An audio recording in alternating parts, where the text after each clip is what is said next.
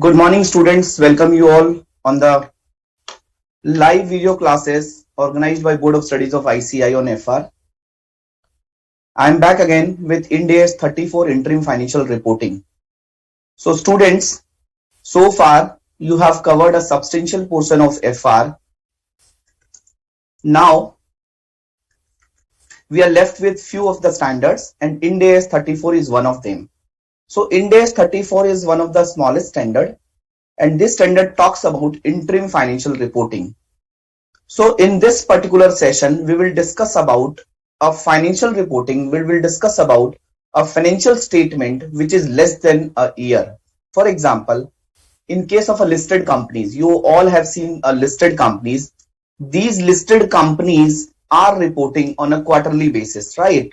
Or a half yearly basis. For example, if it is a equity listed companies, they are reporting on a quarterly basis. If it is a debt listed companies, they are reporting on a half yearly basis, right? As per the SEBI LODR requirement, right? Listed companies are reporting on quarterly or half yearly basis. So whatever reporting they are doing, that is as per LODR rules, Listing Obligation and Disclosure Requirement Rules of Securities and Exchange Board of India. And on those results, Ind AS 34 is not applicable, but these results have been prepared by the from the interim financial statements, right? So Ind AS 34 talks about those financial statements which have been prepared for less than an year, right? Like quarterly, like half yearly, like 9 months. So Ind AS 34 is applicable on those financial statements, right? I hope my voice is clear to everyone. Yeah? Is it clear to everyone? Good. So friends, now in this standard, we will talk about interim report. We will talk about what is meant by interim period. We will talk about what is meant by interim financial statement, right? So one by one we'll talk about and we'll cover all these aspects. Okay. So first of all, let me talk about what is meant by interim period, right? Interim period. So interim period means any period for less than 1 year. Period for less than 1 year. Okay. Like say quarterly, half yearly, etc. For example, let's say this is a complete year. Okay, this is a complete year. Let me draw this line like this manner. This is a complete year. So this is, let's say, 12 months. This is 12 months, right? This is 12 months.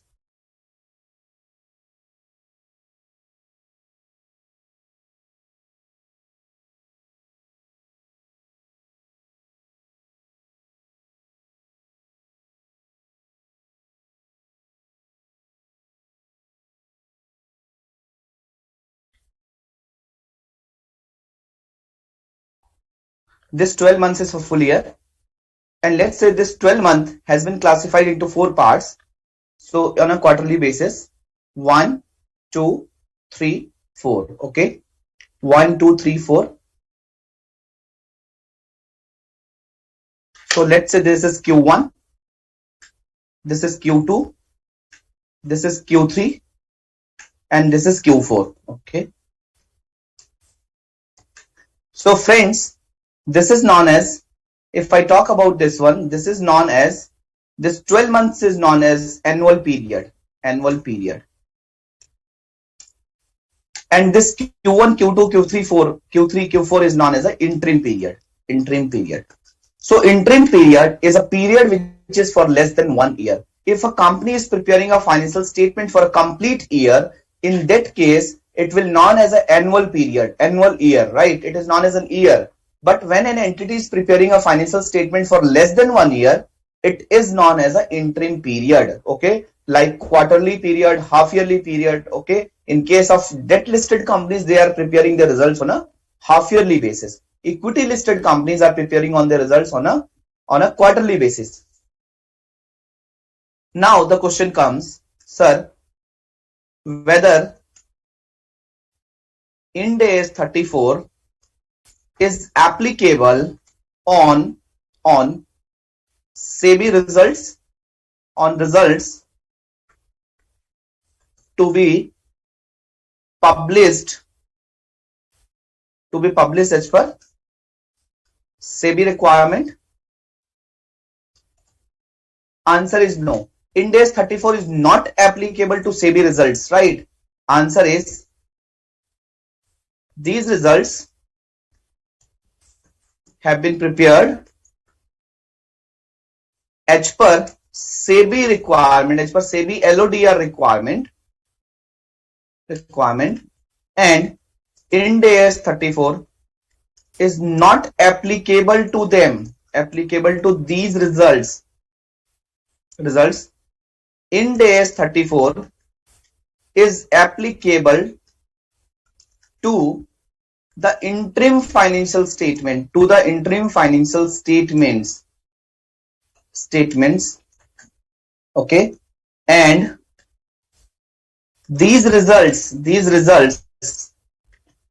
have been prepared or extracted,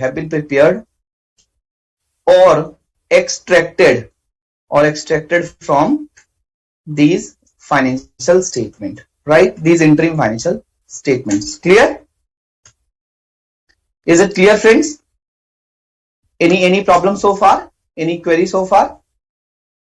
Second question, sir, whether Ind AS 34 talks about on which entities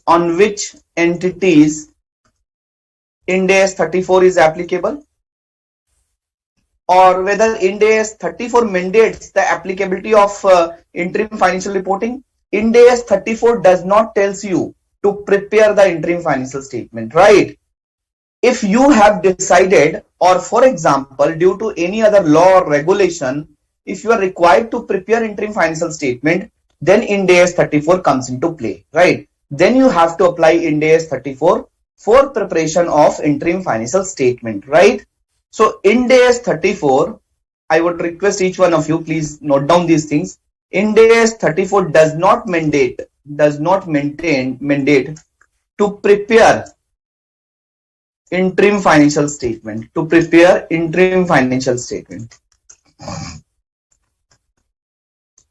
Rather, it mandates,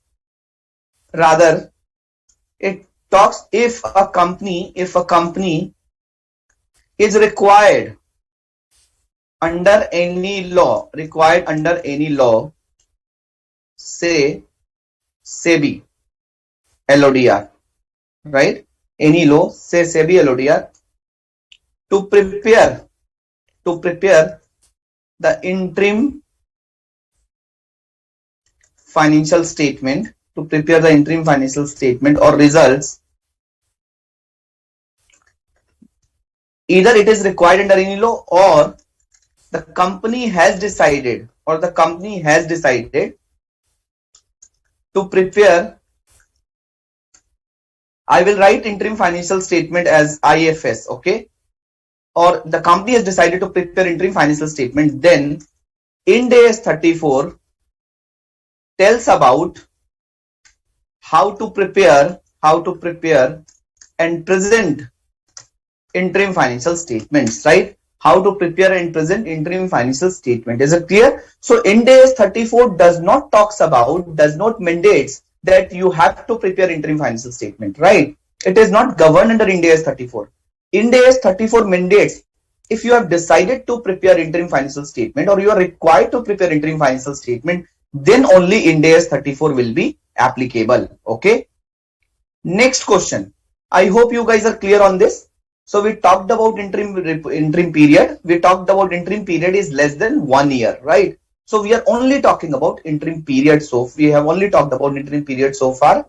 What is meant by interim period? Less than 1 year, say quarterly, say half yearly, right? So the results which we are preparing, like limited review results, okay, unaudited results, audited results, you have seen that the SEBI results interim financial reporting, Ind AS 34 is not applicable on those results, but it is applicable on the interim financial statement from which these results have been derived, right?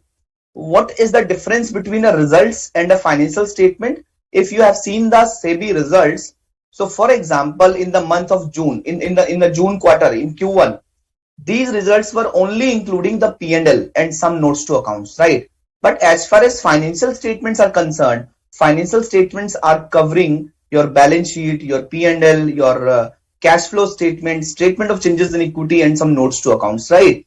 So the results which have been prepared or presented under SEBI guideline are extraction from the financial statement. These are the very few things which are required to be disclosed under the SEBI results, right?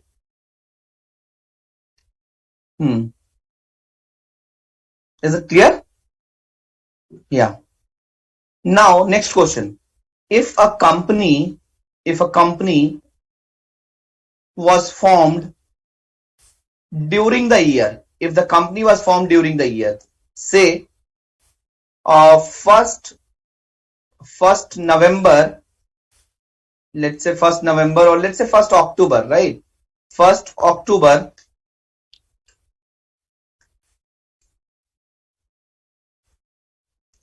2021, right?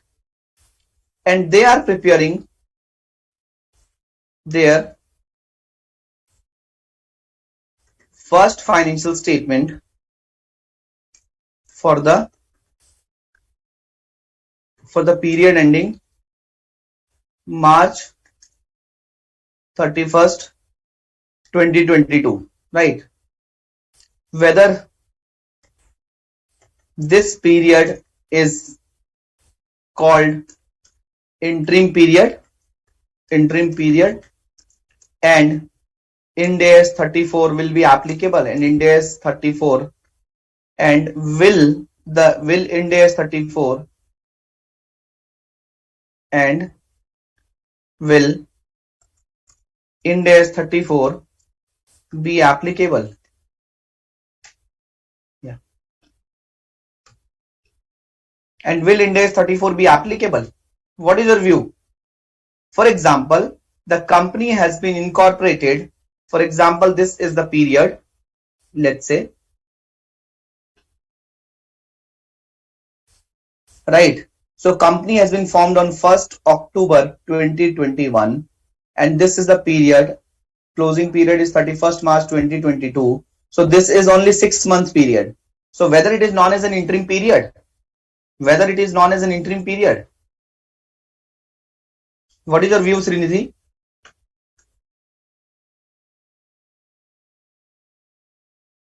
This is not known as an interim period. Why? Because these are the company's first financial statement. Interim period are those period when the company is into existence for a year, right? And they have decided or chosen to report a financial statement which is for less than 1 year. But here they are not choosing, they are not deciding. Here the company has been formed only during the year, right? Only during the year. And that is why this period is for less than 1 year, okay? Because you cannot say that the company has to incorporate always on 1st April, right? The company cannot, it is not a rule that the company has to, formed on 1st April. The company could be formed on 25th of November. The company could be formed on 13th of December. It could be any date, right? So in the first year of incorporation, if a company is preparing its financial statement, of course it would be for less than a year, but interim financial reporting standard will not be applicable on those financial statements because it is not considered as an interim period, okay? So this is not considered as an interim period because the company has not chosen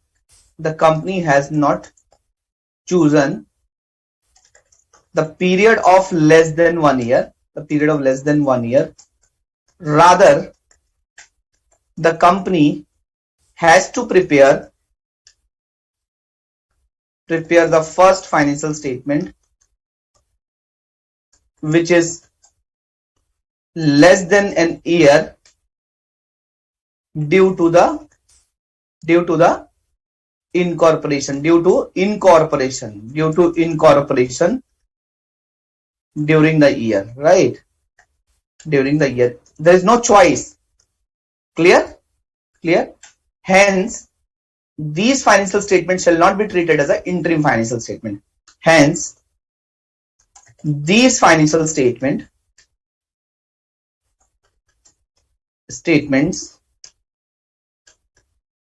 will not be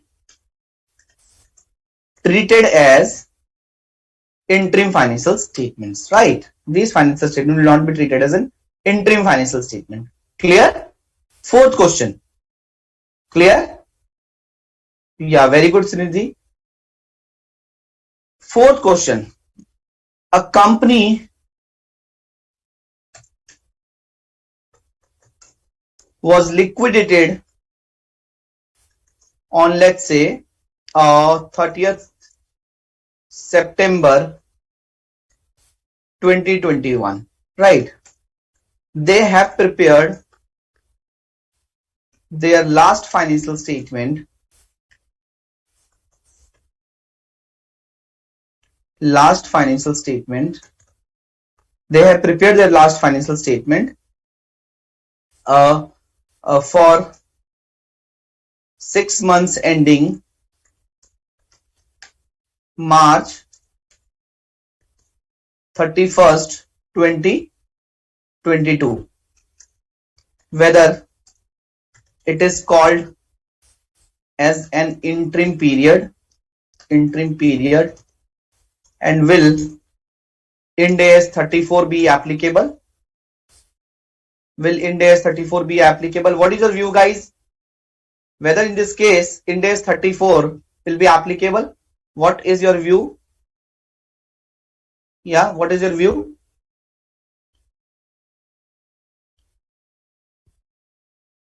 Whether Ind AS 34 will be applicable here?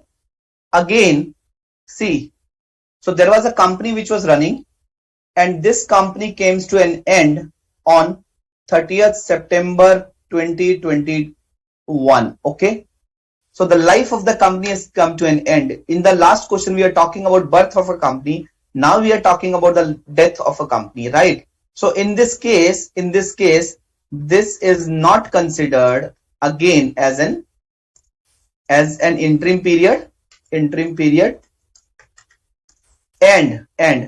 Ind AS 34 will not be applicable, right? Ind AS 34 will not be applicable, right? Is it clear? This is not considered as an interim period, and Ind AS 34 will not be applicable, right? Is it fine?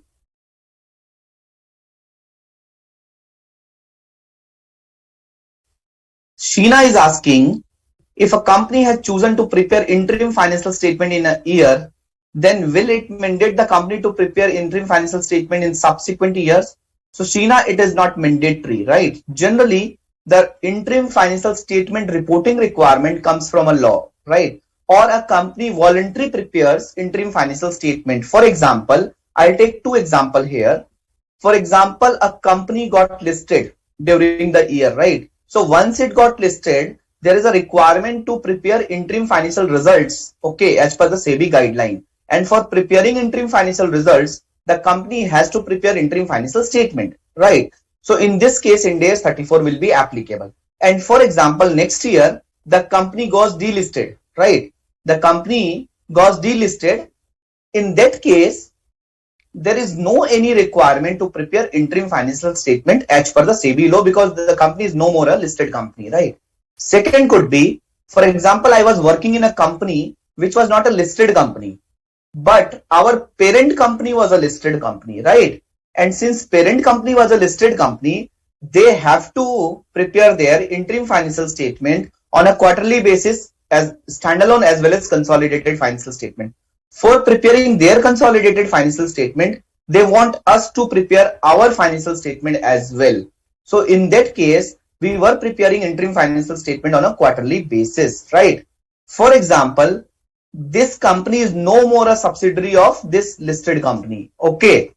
In this case, there is no any requirement to prepare interim financial statement, right? So if there is a requirement to prepare interim financial statement according to law, or the company has decided to prepare interim financial statement due to the group reporting requirement, in that case Ind AS 34 will be applicable. But it is not mandatory that if you have started publishing your number, or if you have started preparing interim financial statement in a particular year, it will be mandatory to apply in a subsequent years. Okay, it is not applicable. Clear? Any other question? Srinidhi, Mahendra, I think everyone is clear so far. Great. So guys, we talk about 4 scenario here. We talk about birth of the company, we talk about death of the company, right?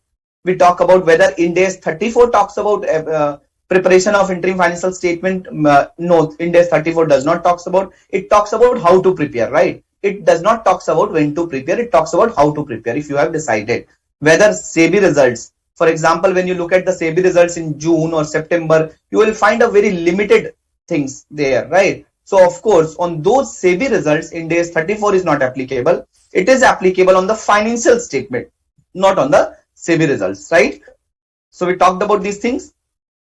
Largely, this standard is applicable in a listed entity or in an entity whose parent is listed, right? Where the group entity is listed, right? Where they are required to prepare the interim financial statement. Okay.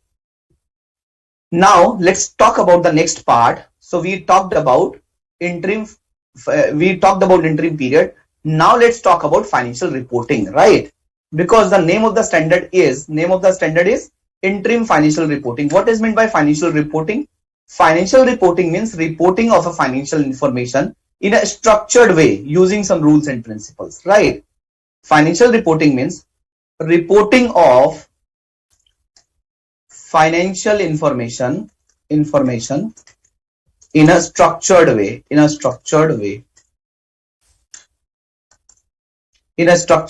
following some rules and principles, right? In a structured way, following some rules and principles. For example, financial statements, right? Financial statements. Reporting of financial information in a structured way following some rules and principle. For example, financial statement, right? So every time the company is preparing a financial statement, right, this is known as a financial reporting.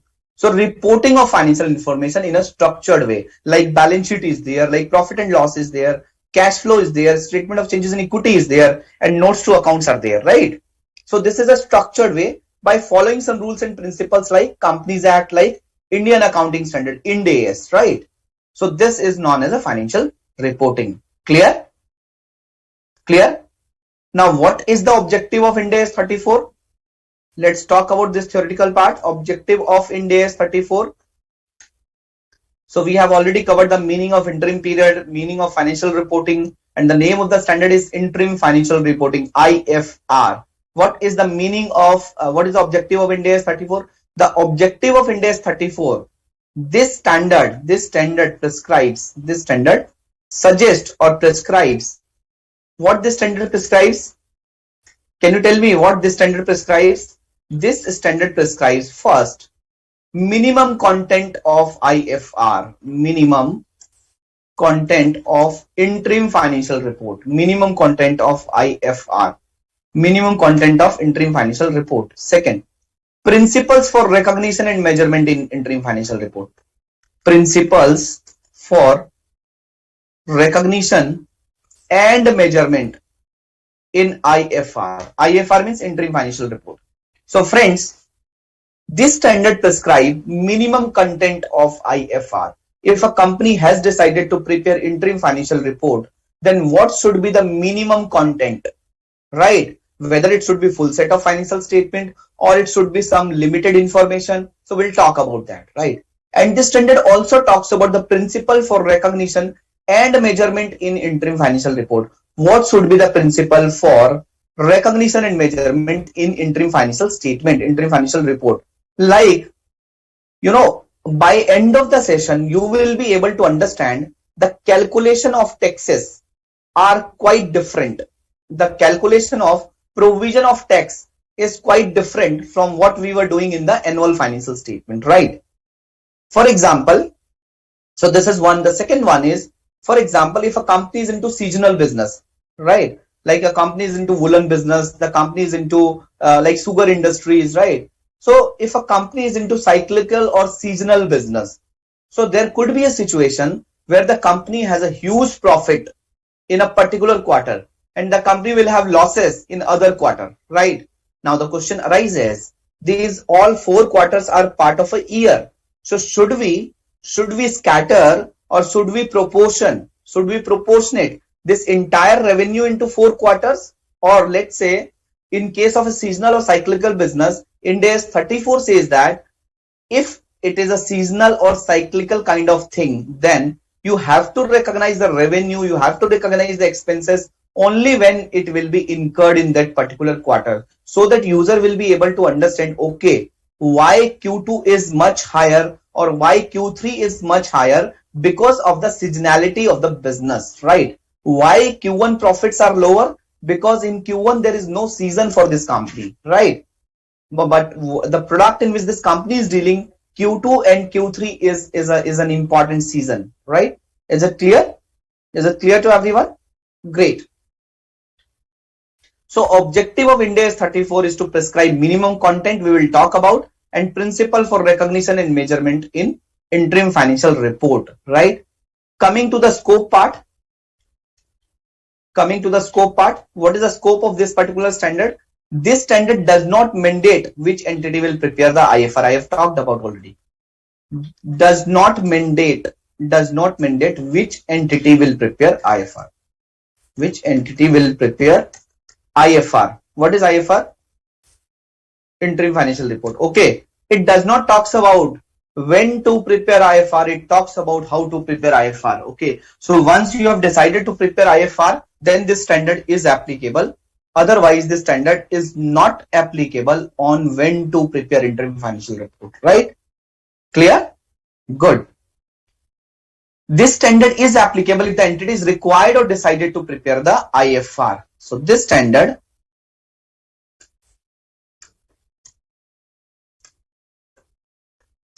is applicable when the entity decided or required. Clear? For example, what is the example here? Listed companies. Companies are required to do quarterly or half yearly reporting. Listed companies are required to do quarterly or half yearly reporting. Clear? Yeah? Is it clear? So, and hence Ind AS 34 is applicable. So when listed companies are required to do quarterly or half yearly reporting, then Ind AS 34 is applicable.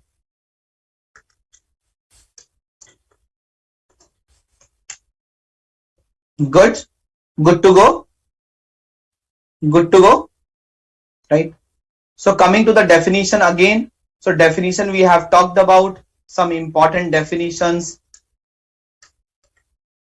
What is the definition of interim period? So definition of interim period we talked about.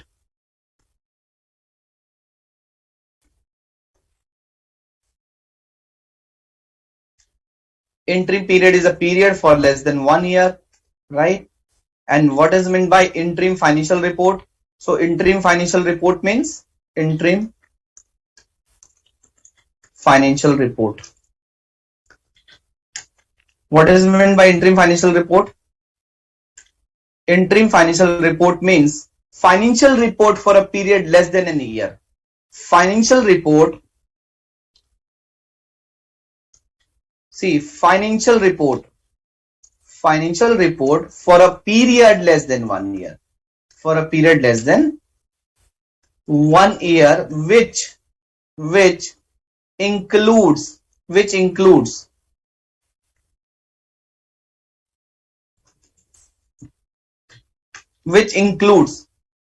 What includes? Which includes either a complete set of financial statement, which includes either a complete set of financial statements or a condensed set of financial statements, which includes either a complete set of financial statement or a condensed set of financial statement. Now, sir, what is meant by a complete set of financial statement or what is meant by condensed set of financial statement? So let me talk about now these two things, right? So interim financial report, interim financial report.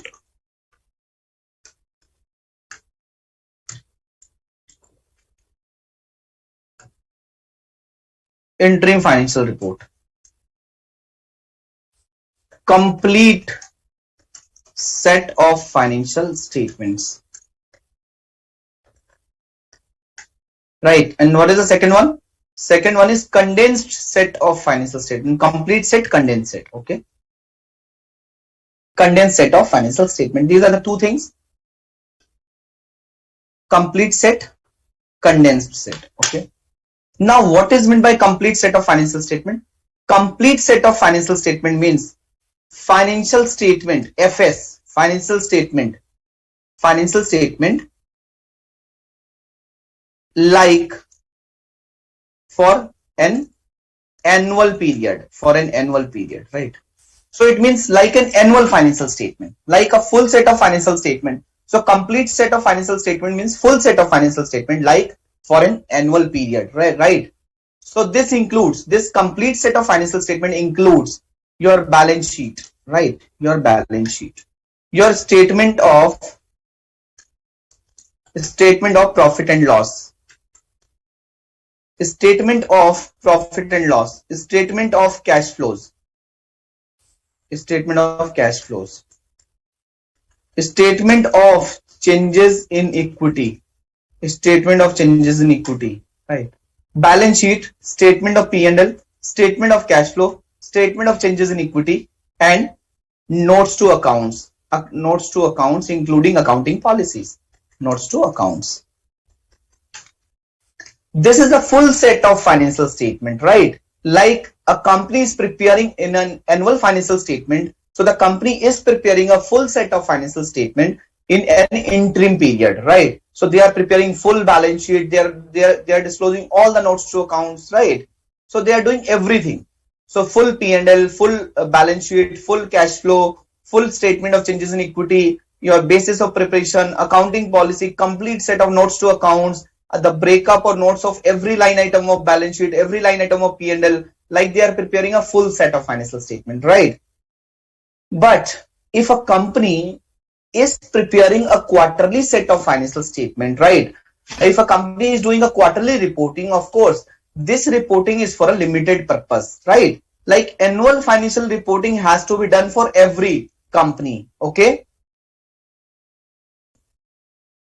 Sheena is asking, sir, if a company has prepared interim financial statement due to group reporting requirement, will it become mandatory to publish it also wherever it is required?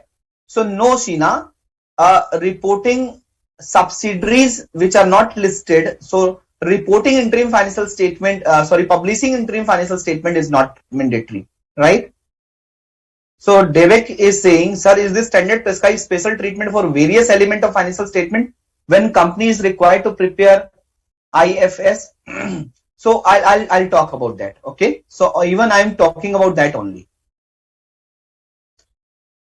So friends, the interim financial reporting is for a limited purpose, right? For example, I am a listed company and I need to report my results 4 times in a year.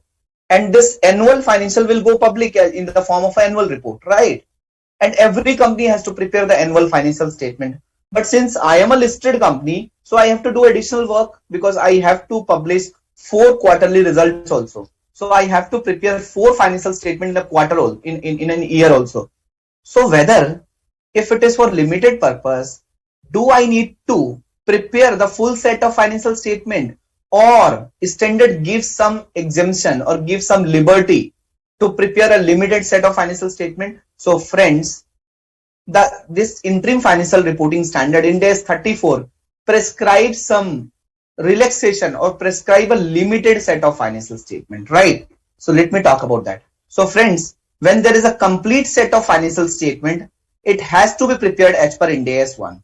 It has to be prepared as per Ind AS 1. But when there is a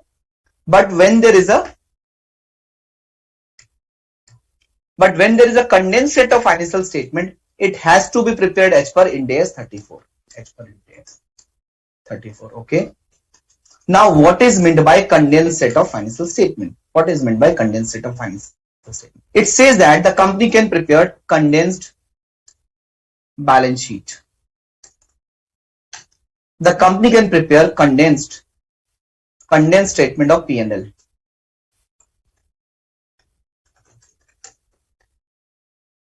The company can prepare condensed statement of cash flows, right? Condensed statement of changes in equity and significant notes to accounts. Please see this.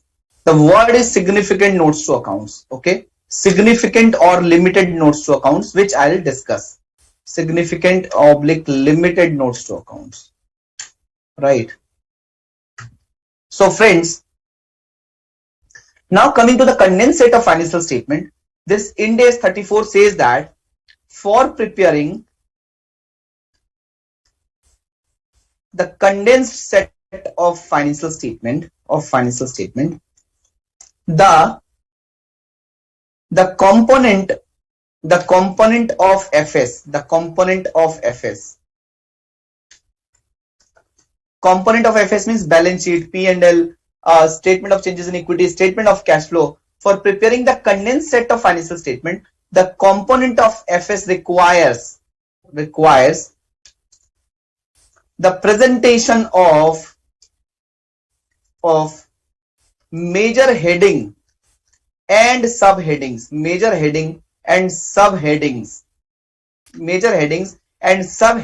of the last annual financial statement. What does it mean? For example, if I need to prepare a condensed balance sheet,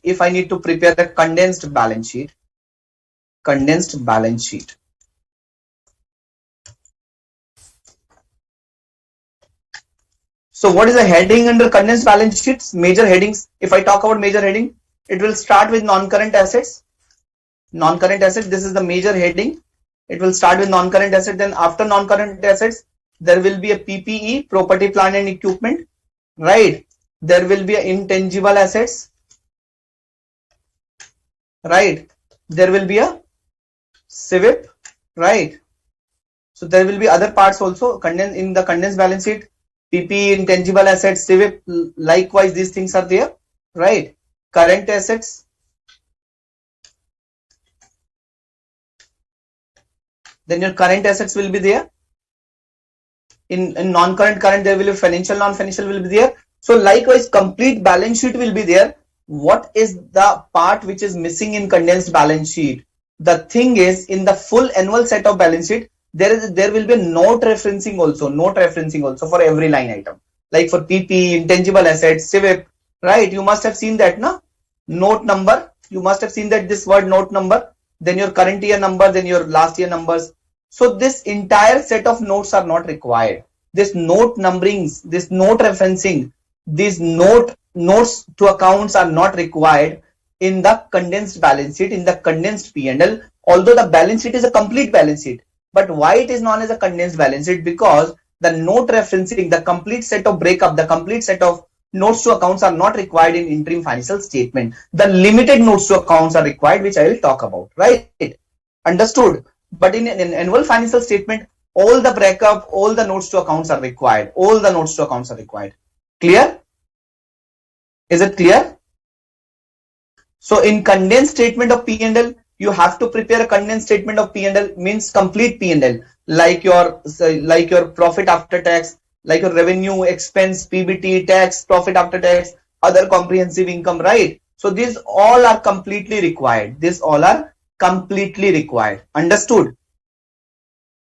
Then coming to the condensed statement of cash flows. So of course, in condensed statement of cash flows, the company can present the major headings and subheadings. For example, so let me show you one of the balance sheet, and then let me talk about this interim financial reporting. Okay, please confirm if this balance sheet is visible, guys.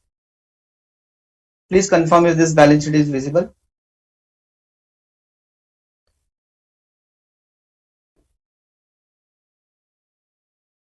Whether this balance sheet is visible.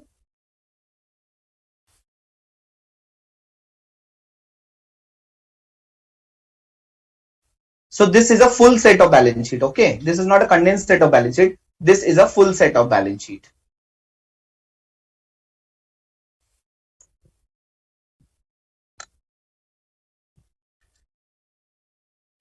So if I talk about this, for example, this is a balance sheet. So in condensed balance sheet, this line item asset will be there, non-current asset will be there, all these headings will be there. These current year numbers, previous year numbers will be there, right? This current period and previous year numbers will be there. But when I talk about notes, see, this is an annual balance sheet. And in this annual balance sheet, all the notes to accounts are there, right? All the notes to accounts are there. But in condensed balance sheet, in a quarterly balance sheet, these notes to account, this complete set of notes to accounts are not required. Okay, this complete set of notes to accounts are not required. But otherwise, these headings, subheadings, these line items are completely same, which is there in the annual financial statement. Okay, so this format will remain same. Why it is known as a condensed? Because the full set of notes to accounts are not required, right? This node referencing are not required for full set, like a full set. Okay, if I talk about statement of profit and loss, so again this is an yearly statement of profit and loss, and the format will be same as it is.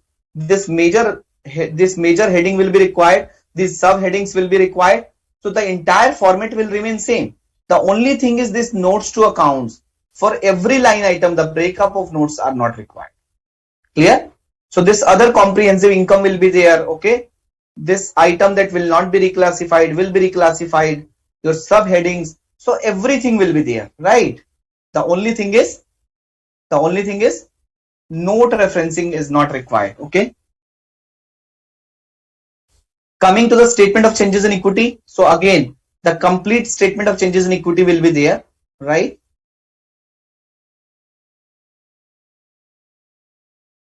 Coming to the cash flow, in cash flow the company can show this cash flow from operating activities, profit before taxation. The company can show operating profit before changes in asset and liabilities, cash generated from operation, and net cash flow from operating activities. So these major heading and subheadings are required. Then coming to the cash flow from investing activities, net cash flow from investing activities. This line item, net cash flow from financing activity, net increase or decrease in cash and cash equivalent, opening cash, closing cash. Okay, only these major headings and subheadings are required. Sir, if I am preparing a condensed statement of cash flows, can I prepare the complete set of cash flow? Yes, you can prepare. Like we as a listed company are also preparing a complete set of cash flow in our quarterly financial statement, right? You can prepare. But standard has given you some relaxation, some exemption, and standard talks about that in a condensed balance sheet you are not required to give these all the breakup of notes these balance sheet line items in the notes to accounts, P&L line item in the notes to accounts, right? Your cash flow could be a major heading and subheading cash flow. The statement of changes in equity is again a same kind of changes in equity and limited notes to accounts, right? This standard permits, right? This is permitted by the standard. Okay, understood? Have you understood this? Is it clear to all of you? Is it clear to all of you guys?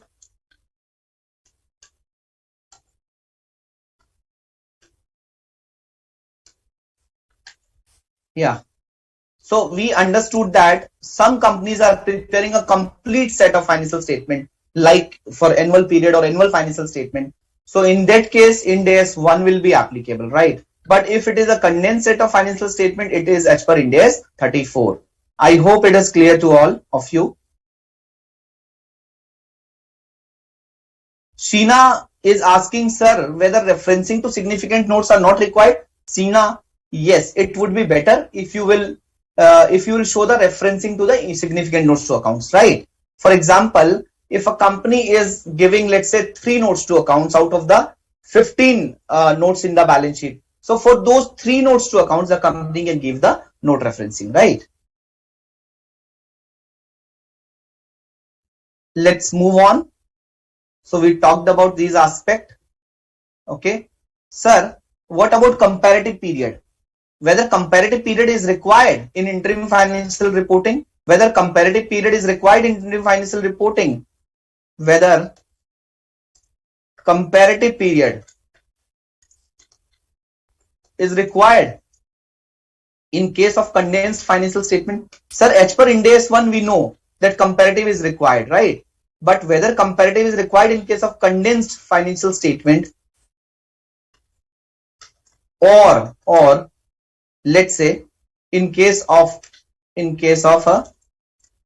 let's say completely in case of interim financial statement, in case of IFS, right? Whether comparative is required in case of IFS? Yes, it is required. Yes, it is mandatory. Okay. Sir, if the company has been formed for the first time, of course, if it is for the first time, then there is no first Ind AS financial statement. There is no comparative. Okay. Sir, then comparative is for which period? Comparative is for which period? Okay. Which period? Now let me talk about the period. Okay. Then I will talk about the significant notes to accounts, right? So the next important item is period for which interim, let's say interim financial statement, IFS, period for which IFS is required to be presented, right?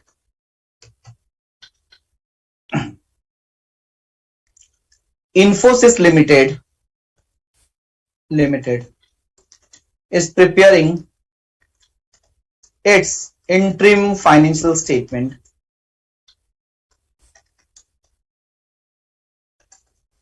for half year ending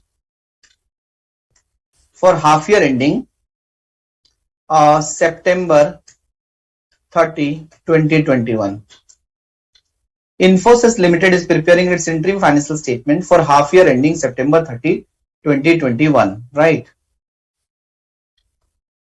Please suggest which periods needs to be presented.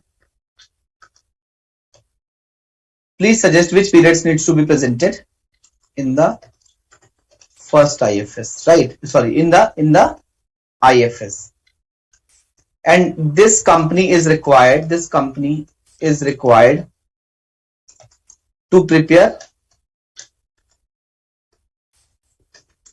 IFS on a quarterly basis, right?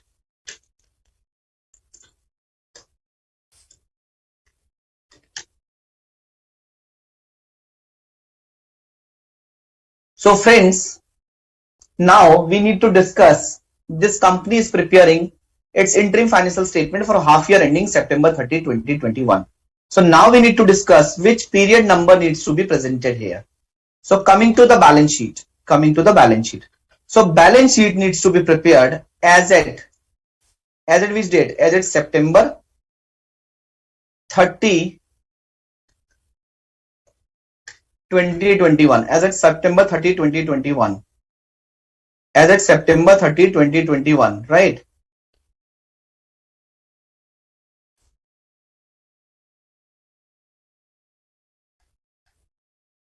Second,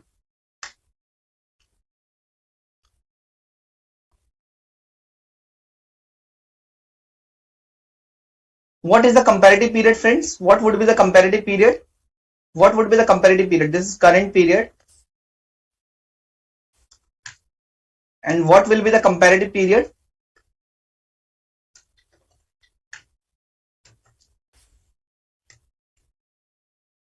as at March, the comparative balance sheet will always be the latest balance sheet of the last annual financial statement, right? So balance sheet numbers are always as at number, and that is why the comparative balance sheet is not 30th September 2020 balance sheet. It will be 31st March 2021 balance sheet. Okay, is it clear? So the balance sheet will always be the last year end balance sheet, right? Then coming to the profit and loss, P&L. Tell me, what about the P&L? So the P&L will be, of course, 6 months ending. P&L will be 6 months ending September 30, 2021. And what about comparative? So balance sheet number is always as it, but the P&L numbers are for the period, right? So comparative period of P&L is 6 months ending September 30, 2020. So the corresponding period is always comparable. It's 6 months to 6 months. But the balance sheet number is always as at number. For example, if a company has purchased a land 20 years ago, so this land will be there in the balance sheet as on 31st March and as on 30th September, right? Clear? Is it clear? So 6 months ending means half year ending 2021, half year ending 2020. And this is also required for 3 months ending, September 30, 2021. The current quarter numbers are also required. 3 months ending September 30, 2021 means, so let me write in this manner. It is April 1st, 2021 to September 30, 2021, right?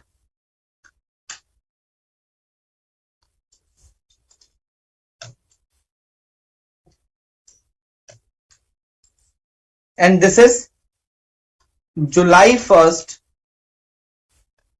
2021 to September 30, 2021, right? And this is, so this is 6 months ending. This is YTD. 6 months means YTD. And this is 3 months ending for the current quarter, right? So the current period and comparative period is required. And what is the comparative period? The comparative period is again for the same quarter of the last year. So July 1, 2020 to September 30, 2020, right? So it means current quarter numbers are required to be given. Current half year numbers are required to be given. Same way corresponding quarter of the last year numbers needs to be given, and the corresponding half year numbers needs to be given. Why? For example, if a company is into seasonal business, woolen business, right?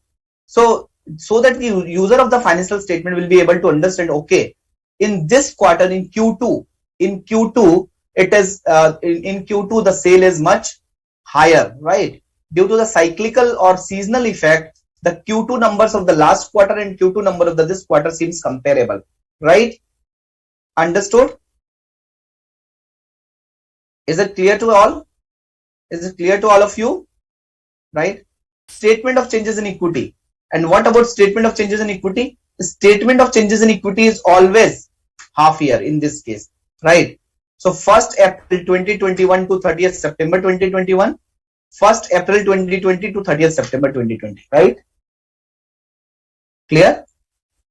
Cash flows. What about cash flow? Cash flow is always for 6 months. I mean to say 6 months means in this case, right? Because we are preparing September financial statement. If it was December, then what will happen if it was December? Let me talk about that also, okay? Cash flow 6 months. So again, same period of cash flow. Notes to accounts are always significant notes to accounts, okay? Significant notes to accounts. Is it clear? So these are this is the presentation balance sheet. Then your profit and loss. Then your statement of changes in equity, statement of cash flow. So profit and loss is required to be given for half year as well as for current quarter, okay? And your cash flow is statement of changes in equity is also required only for half year, your cash flow is required for half year only. Okay, is it clear? And notes to accounts are significant notes to account. Sir, this is for half year financial statement. What about this is for 6 months financial statement? So when you have prepared half year, let's say 6 months, or let's say right here as half year ended financial statement, half year ended interim financial statement. Sir, what happens if a company would prepare, 9 months ended financial statement, 9 months ended interim financial statement? Then what happened? For example, instead of half year ended, it should be 9 months ended, December, right? Then what happens? Then which period needs to be given? So coming to the balance sheet, in the balance sheet, your balance sheet asset December, latest balance sheet which is December 31st, 2021. Balance sheet as at 31st December 2021. And what about comparative? So Sheena, what about comparative? Srinidhi, what about comparative? Is it for December 31st, 2020 or period which is something different? So the comparative period will always be the last annual period, 31st March 2021. Okay, it is 31st March 2021, right? Then your P&L. What about P&L? Your balance sheet is there. What about P&L? Your P&L is in this case for 9 months, right? First of all, for 9 months, which is year to date. 9 months means year to date. Okay.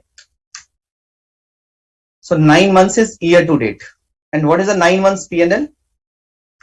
9 months P&L is December 31st, 2021, right? April 1 to December 31st, 2021.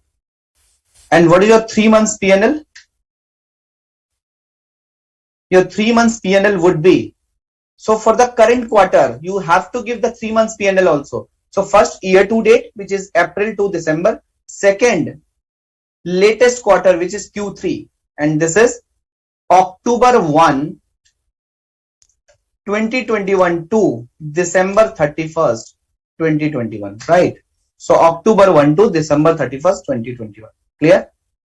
What about corresponding period? Corresponding period is again 9 months ended December 2020. April 1, 2020 to December 31st, 2020.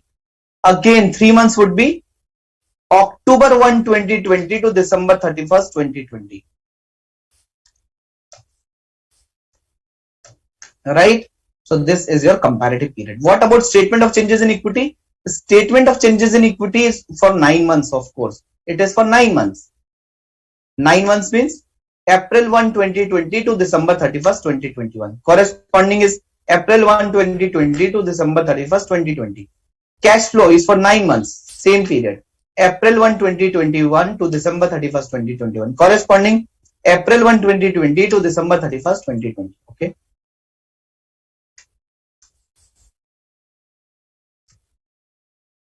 Clear? I hope it is clear to everyone.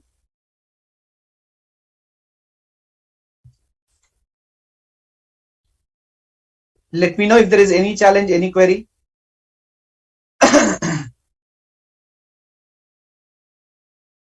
Perfect. So we talked about this in these periods, interim periods. We talked about condensed set of financial statement. In condensed set of financial statement, balance sheet will be there, but it is condensed balance sheet. P&L will be there completely, but it is condensed. Why condensed? Because every line item breakup is not required in the notes to account. Condensed statement of cash flow, I talked about that major heading and subheadings are sufficient. But if company wants to give cash flow, the company can give cash flow. But under Ind AS 7 or Ind AS 1, not 1, Ind AS 7, there is a requirement of, some reconciliation also, like reconciliation of financing activities. Like in case of a, in case of a bank overdraft, you have to provide some reconciliations. So right, in those cases, in case of a condensed set of financial statement, these kind of reconciliations are not required in condensed cash flow statement, right? So condensed statement of changes in equity, again we have talked about, it is same format. The only thing is explanations are not required, like nature and purpose of reserves, which is required in Ind AS 1 and Schedule 3. Okay, and then significant or limited set of notes to accounts are required. We are not talking about the full set of financial statement because we have already covered Ind AS 1. So we are reading, or we are understanding Ind AS 34, right? So that is why we are only talking about the condensed set of financial statements.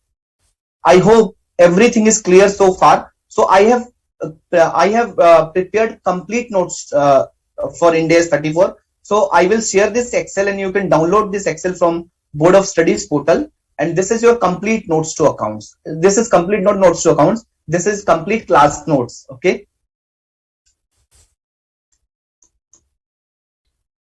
Any query so far?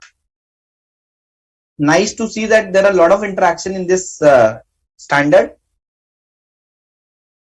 So depreciation would be calculated, Srinidhi, on a time base, on a time proportionate basis. For example, the opening balance of building opening balance of building is, let's say, 10 lakh rupees, right? And useful life is 10 years. So on a first quarterly financial statement, interim financial statement, the depreciation has to be charged for 3 months. For example, full year depreciation is 1 lakh. So quarter depreciation is 25,000. Okay. Clear?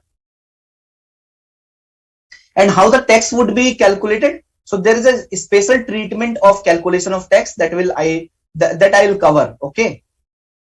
Just give me some time. I will cover that part. So friends, now let's talk about significant notes to accounts, significant notes to accounts, or significant events in transaction, right? So notes to accounts, significant events and transaction.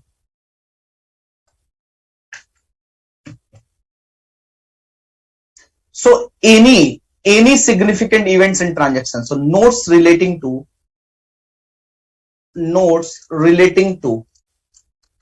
any significant events and transactions are required to be disclosed in interim financial statements, right? For example, the company, during the quarter, COVID came, okay, and due to COVID, there is a major impact on the financial statement of a company, right? In terms of impairment, in terms of losses in inventory. So the company is required to provide the impact of COVID in the notes to accounts. And all these big listed companies, if you see the financial statement, all these big listed companies in the year 2021 have given the COVID impact, right, in their financial statement, in their results. For example, the company has awarded a huge orders, right? And due to which the company's profitability will increase manifold. And the company got this order in this quarter, in let's say Q2. So this kind of events or transaction is required to be disclosed in the interim financial statement. There was a court case which was going on, and the verdict came, and due to this verdict, there is a major impact on the financial statement of the company. So in that case, the details regarding that court case, the impact has to be disclosed in the notes to accounts, right? So if there is any significant event and transaction after the report, after year end, right? If there is any significant events and transaction during the interim period, so that event and transaction is required to be disclosed in the notes to accounts of the interim financial statement. But the standard has given some illustrative list, right? Following disclosures are required to be made if material. Following disclosures are required to be made if material, right? What are the following disclosures? If material. So what could be those disclosures? The first one is write down of inventory to NRV or reversal of write down. Write down inventory to NRV. Write down inventory to NRV oblique reversal of impairment of inventory. Reversal of impairment of inventory. When this COVID came, so there was a lockdown for 2 months in the month of April and May 2020, right?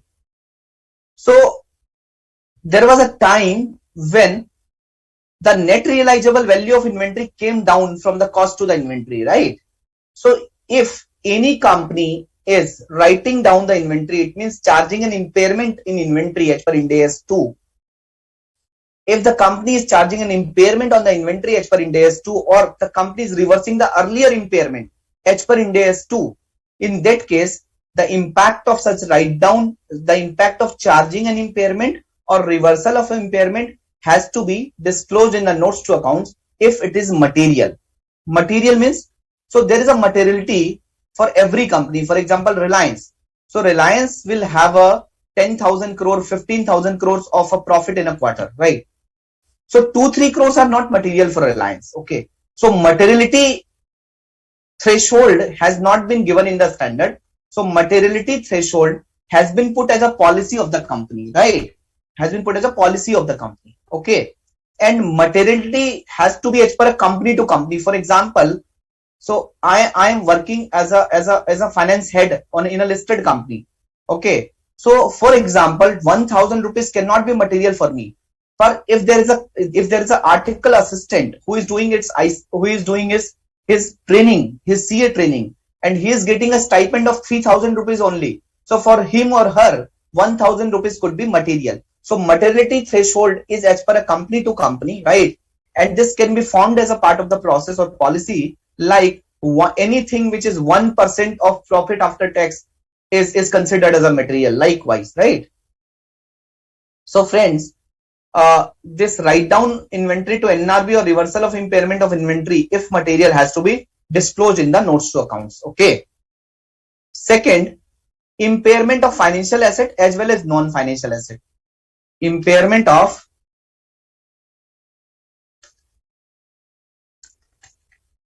financial asset as well as non-financial asset. Non-financial asset. For example, there is an impairment. So here I'm talking about impairment and reversal of impairment as per Ind AS, as per Ind AS 2, right? As per Ind AS 2. I'm talking about as per Ind AS 2. Here I'm talking about impairment of financial assets like equity instruments, debt instruments, right? Your mutual fund, right? So I'm talking about your trade receivables. I'm talking about impairment as per Ind AS 109, as per Ind AS 109 and Ind AS 36 on property, plant and equipment, on intangible assets. So I'm talking about impairment as per Ind AS 36 as well, right? Impairment as per Ind AS 109 and Ind AS 36. Okay. Impairment as per Ind AS 109 and Ind AS 36. Clear? Is it clear?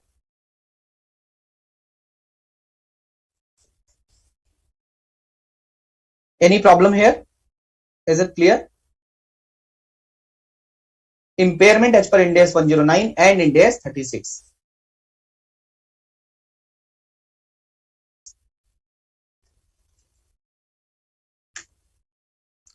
Third, if it is material, of course it has to be disclosed. Reversal of any provision for restructuring, right? The company is relocating its factory from one location to another location, right? The company is shifting its operations, right? The company is cutting down its operation, right? So if there is a restructuring which is going on, so the provision is required as per Ind AS 37. This is as per Ind AS 37. Okay. Provisions, contingent liability and contingent asset. So I'll teach you this particular standard as per Ind AS 37. Okay.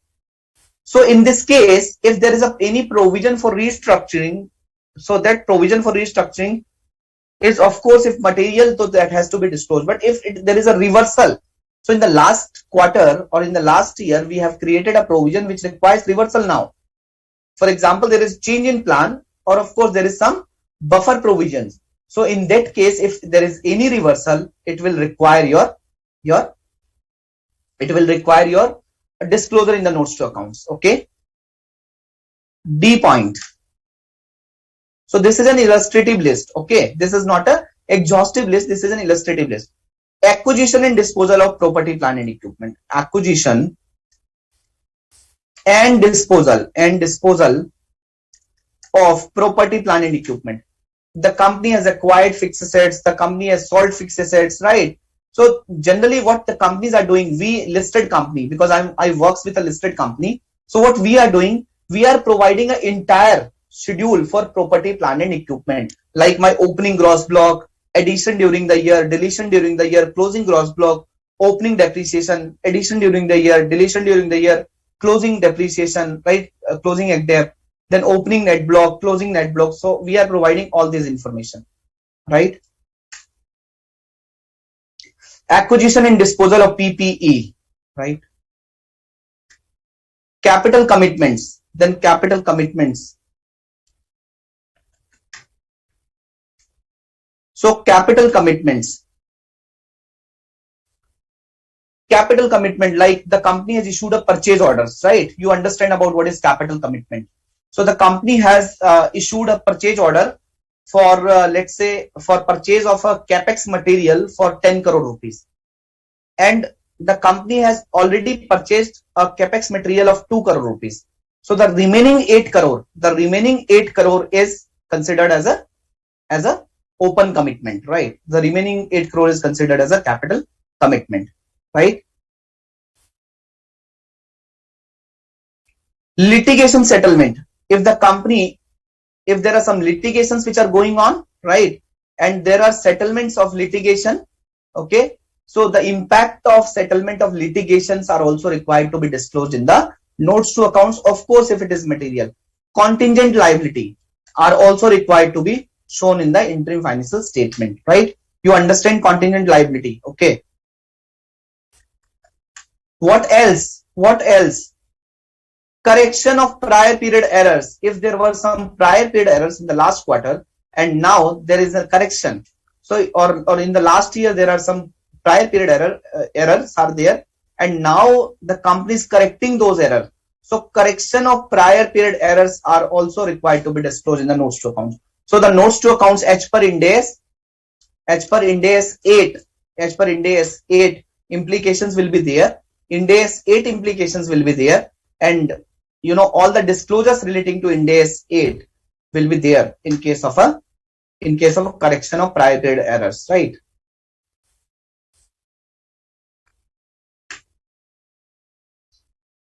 Yeah.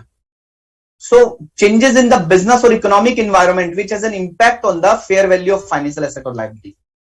Changes in the business / economic environment, which has an impact on the fair value of the financial asset or liability.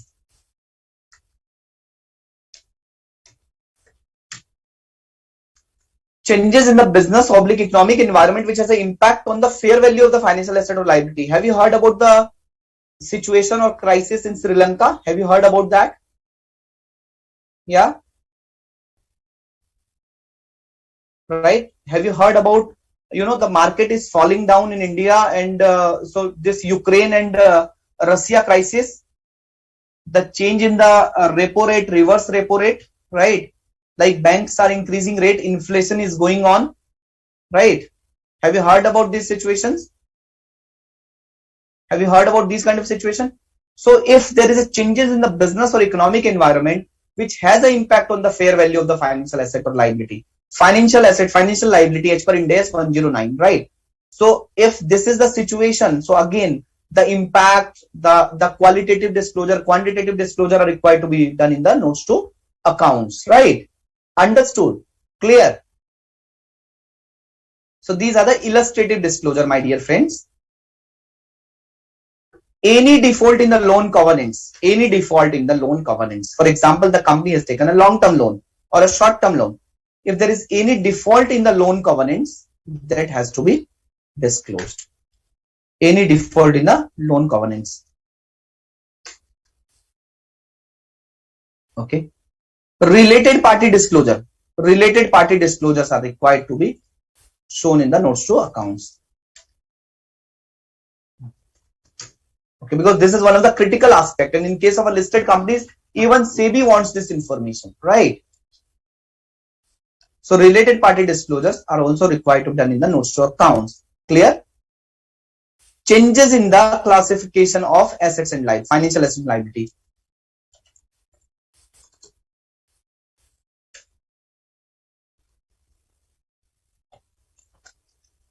I'm sure that you guys have already covered this financial instrument standard, right?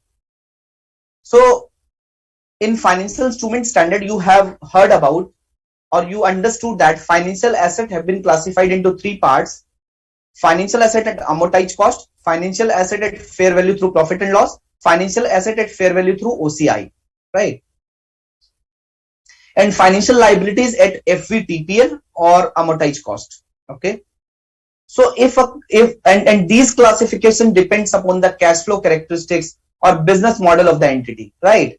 So if one classification is shifting towards another classification, right? For example, FVT OCI is a financial asset was into FVTPL, and now it is moving to amortized cost or FVT OCI. So if there is any change in the classification of financial assets and liabilities, then this is required to be disclosed in the notes to accounts. Okay, this is required to be disclosed in the notes to accounts. Okay. Then your last one, transfer between the input hierarchy of financial assets and liabilities. Transfers between the input hierarchy transferred into between the input hierarchy in the financial assets or liability. So this is as per Ind AS 113,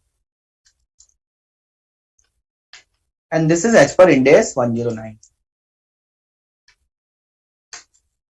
This is as per Ind AS 24, right? So friends, you guys have also covered Ind AS 113 fair value measurement. And there are level 1, level 2, level 3, right?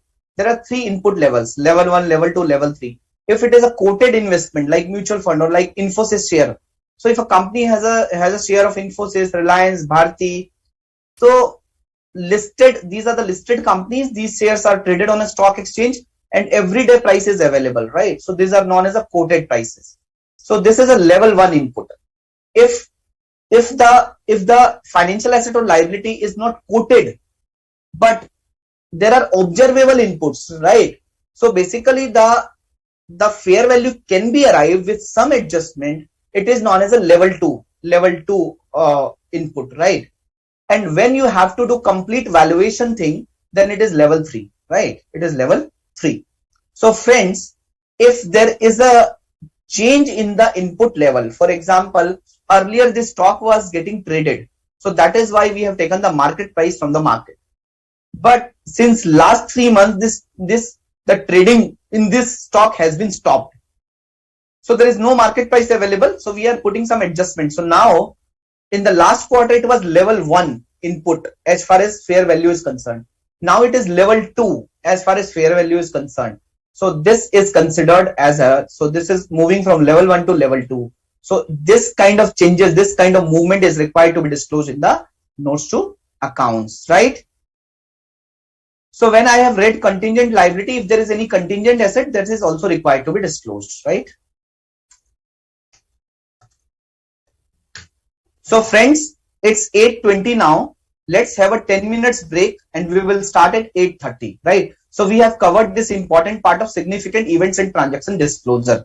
So all the disclosure relating to significant events and transactions has to be made.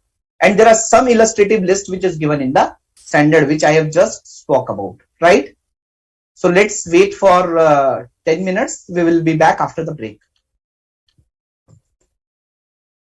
So before break, we have talked about significant events and transactions. Now we are talking about other disclosures. So we talked about if there are significant events and transaction, it is required to be disclosed, and not institute in Ind AS. So there are some disclosure which is given, some illustrative list of disclosure which is given. So if these are significant and material, these are required to be disclosed, right? So these are around 13 disclosures, right? This is the illustrative list of disclosure which is given by the standard. Now coming to the other disclosures, right? So other disclosure, even though it is not material, it is required to be given. Let me know if there is any query. So there is no query.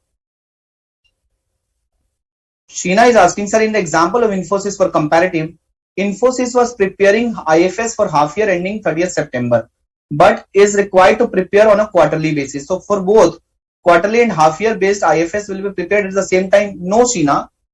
For example, Infosys will prepare its first quarter financial statement, interim financial statement on 30th June, right? So when it will prepare on 30th June, in that case, let me give you more clarity here. So guys, same example of Infosys, instead of, let me make in this way, Control Z, right? So let me do in this manner so that everyone will be clear as far as this aspect is concerned.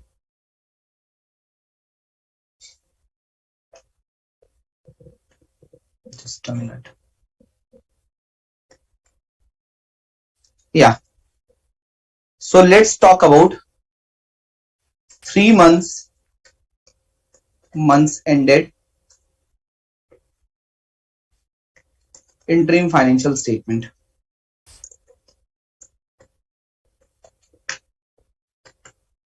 Ended interim financial statement, right? Current period, comparative period. So if Infosys is preparing its financial statement for the first quarter, right? Of course, it has to prepare for the first quarter. So what Infosys would have presented in the first quarter? So for balance sheet, Infosys would have presented as at June 30, 2021, right? And this comparative will always be for the last year end. Okay, so it will be for as at 31st March 2021. Okay, what about P&L? So P&L will be for the current period. And what is the current period? It is 3 months only. It is the current period is always for 3 months. So only single P&L will be required, which is April 1, 2021 to June 30, 2021, right? Because the first period is always only for the 3 months period, right? For June 30, 2021. And what about previous comparative period? Previous comparative period is 2020 to June 30, 2020, right? Then coming to SOCI. So SOCI will always be for again 3 months, same period, right? Statement of changes in equity is for same period. Cash flow is again for 3 months, and again it is for same period, right? So guys, I hope you guys are clear now. So see, for the first quarter, this P&L is only for the first quarter, right? Only for 3 months, because in the first quarter there is a period of 3 months only. When Infosys was when Infosys was doing a September reporting, in that case it has shown the P&L for complete half year and the current quarter, which is pertaining to September quarter, not April to June. They have presented July to September, right? So what is my current quarter? What is the current quarter of the half year performance? Not for the previous quarter of the half year performance. Understood? In 9 months, what they did? Complete year to date, which is 9 months, and 3 months of the current 3 months, I mean to say current quarter of this 9 months, right? So they have presented.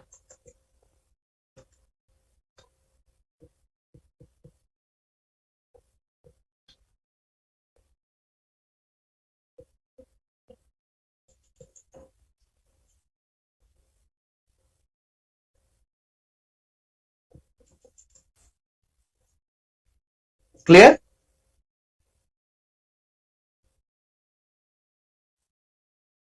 Sheena, I hope it is clear now.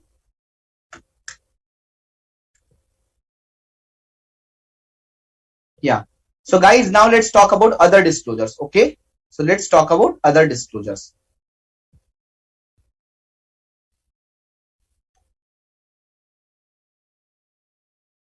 Yeah. So what are the other disclosures? A statement. So first of all, the standard says that when you are preparing an interim financial statement, you have to give a statement that the same accounting policies and method of computation is followed in the interim financial statement, right? In line with the annual financial statement. So a statement that the same accounting policy or method of computation is followed in the interim financial statement as in the last annual financial statement, right? As in the last annual financial statement, which was followed in the last annual financial statement. If different policies and method of computation has been followed, then what happened? Then the nature and impact should be given. If different accounting policy and method has been followed in comparison with last annual financial statement, then the nature and impact needs to be disclosed.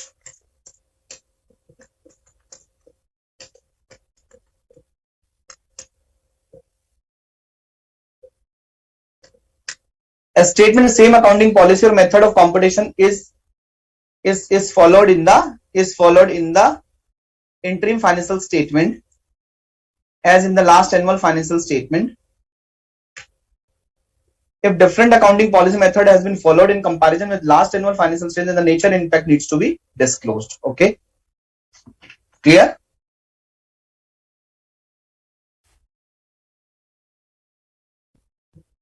Then if a company is engaged or the nature of the business of the company is seasonal or cyclical, right? Then you need to explain the comments. Then you need to explain about the seasonality or cyclicality of the interim operations, right? So then you need to disclose, explain the seasonality or cyclical nature of operations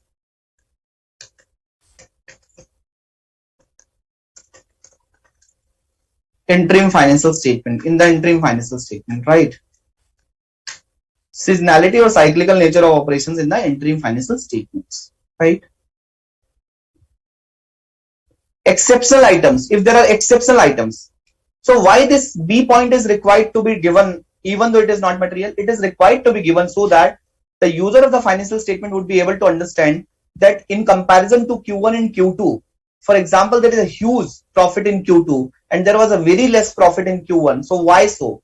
The user will be able to understand that why every quarter is a abnormal quarter, right? In the first quarter there is a windfall loss, in the second quarter there is a windfall gain, right? So this is all about seasonality or cyclicality. And if it is a seasonal or cyclical impact, it has not to be scattered over the year. It has to be taken into the quarter in which it is relating to, right? I hope it is clear to everyone, friends. Then the third one is exceptional item. In Ind AS 1, you have learned that the exceptional items are required to be disclosed separately. Exceptional items are required to be disclosed separately, right, in the P&L. So if there is an exceptional item, its nature, its impact, so why it is considered as an exceptional, these sort of disclosures are required in the notes to accounts, right? In the P&L, it has to be shown as a separate line item, okay? But in the notes to accounts, its explanation should be given, right? Nature and change in estimates from last interim periods or last annual year, right? So nature and change in estimates, nature and change in estimates. So for example, the useful life of the property, plant and equipment has been changed, right? So nature, so what what estimate has been changed? So of course useful life has been changed. And what is the nature? Nature is useful life of PP. And what is the impact? So nature and change in estimates from last interim period or last annual period, right? So this is required to be disclosed. Its nature and impact as, right? Is it clear? Is it clear, friends? Issue, purchase or repayment of equity and debt securities. Equity and debt securities. It means if there is any change in the capital structure, if there is any change in the capital structure, there is an issue of, there is a purchase of equity or debt security, there is a repayment of equity or debt security. So this is required to be disclosed. Okay. Then if the company has declared or paid any dividend during the interim period, so dividend paid or declared, this is also required to be disclosed.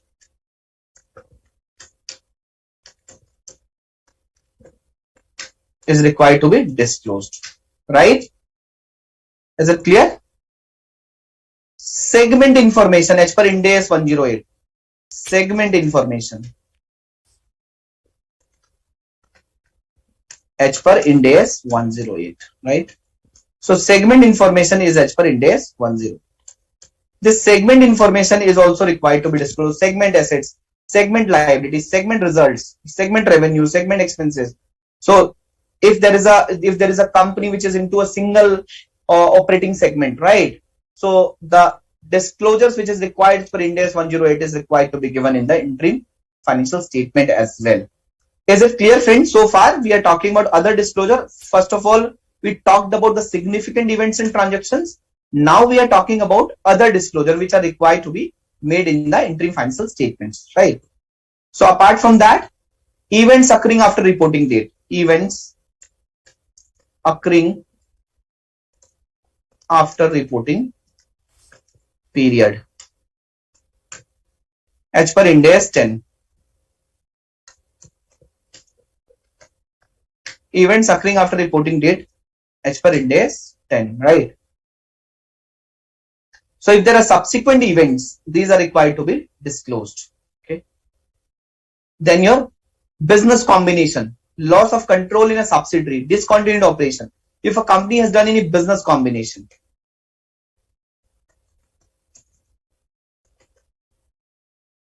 there is loss of control in a subsidiary.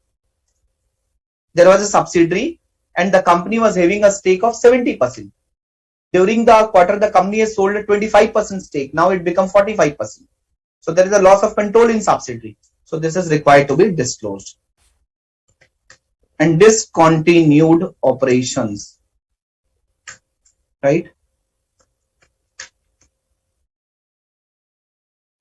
Fair value disclosure of financial instrument.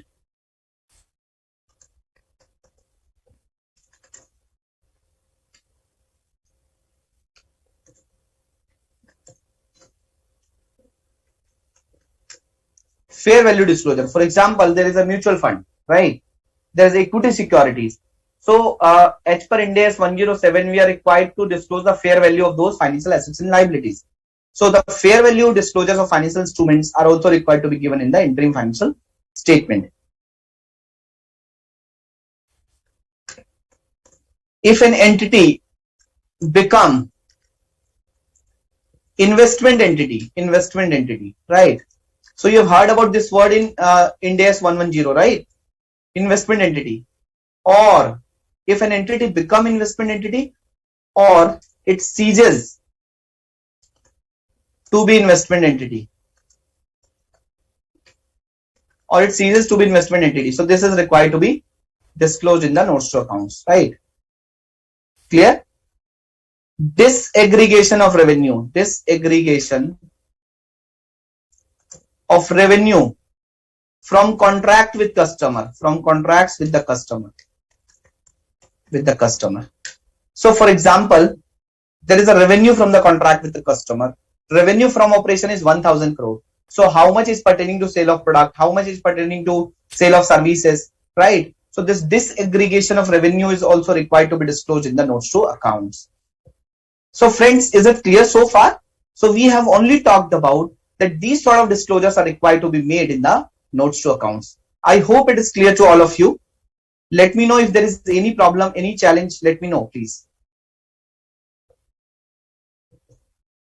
Yeah.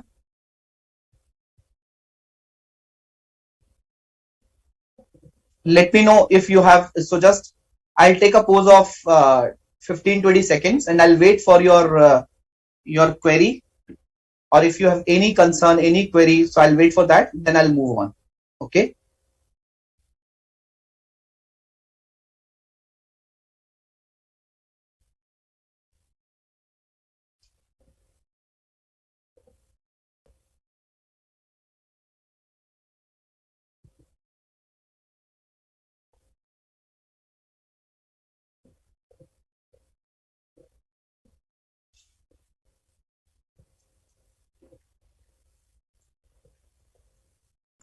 So guys, can you just make it quickly if you have any query or everything is cleared so far? So if everything is cleared so far, you can just write that it is clear.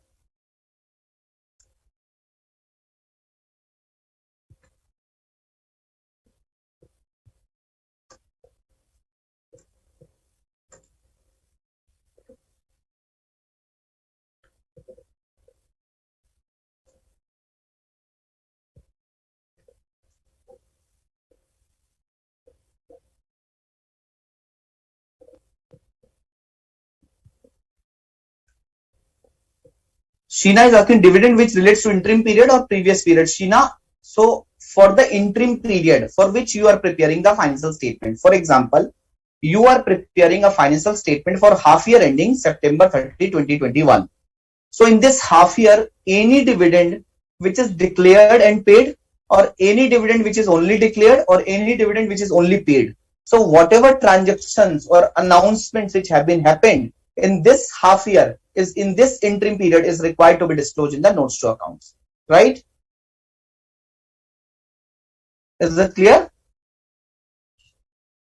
So if a dividend has been declared in the interim period, it is required to be disclosed. If a dividend which have been declared and paid during the interim period, it is required to be disclosed. The dividend was declared in the earlier period and paid in the current period, current interim period, it is again required to be disclosed, right? Good question, Sheena. So friends, let's go to the next. So disclosure of compliance with Ind AS in IFR, disclosure of compliance with Ind AS in interim financial reporting, right? So you have to disclose the compliance with Ind AS in interim financial reporting. You have to say that interim financial report has been prepared as per the Indian accounting standards, which is notified under section 133 of Companies Act, right? So you have to write that these financial statements have been prepared as per Ind AS 34 as well, right? So now coming to the principle of measurement and recognition in IFR. Principle of measurement and recognition.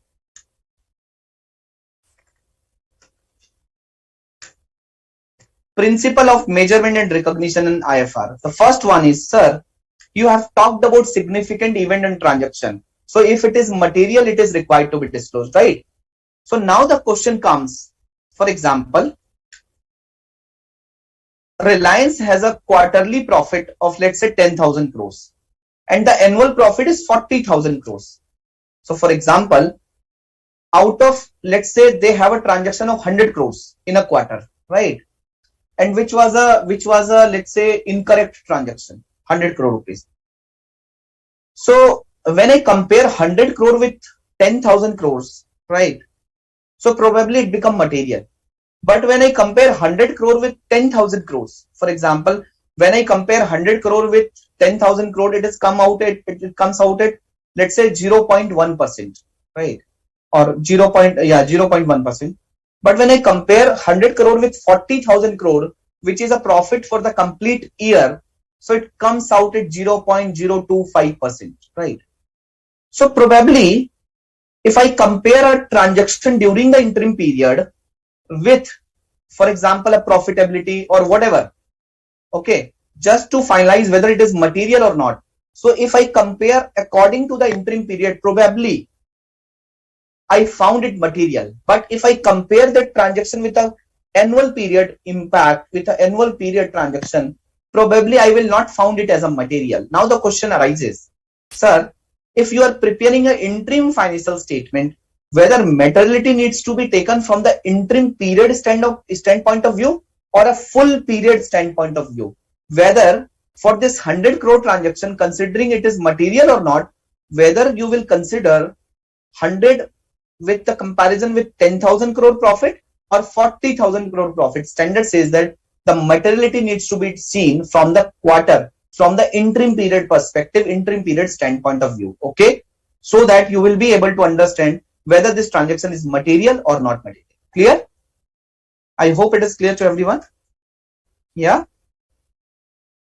clear? Same accounting policies. You have to apply same accounting policies.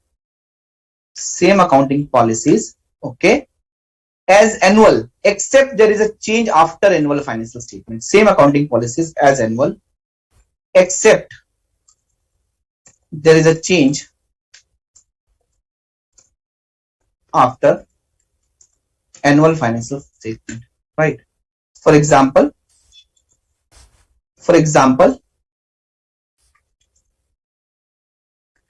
till March 19 annual financial statement, Ind AS 17 was applicable on leases, right? But with effect from 1st April 2019, Ind AS 116 was applicable, right? Applicable. So companies have given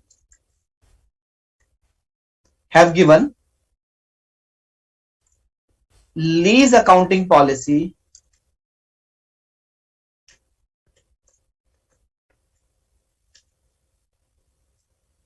as per Ind AS 17 in annual accounts of March 19, but for interim period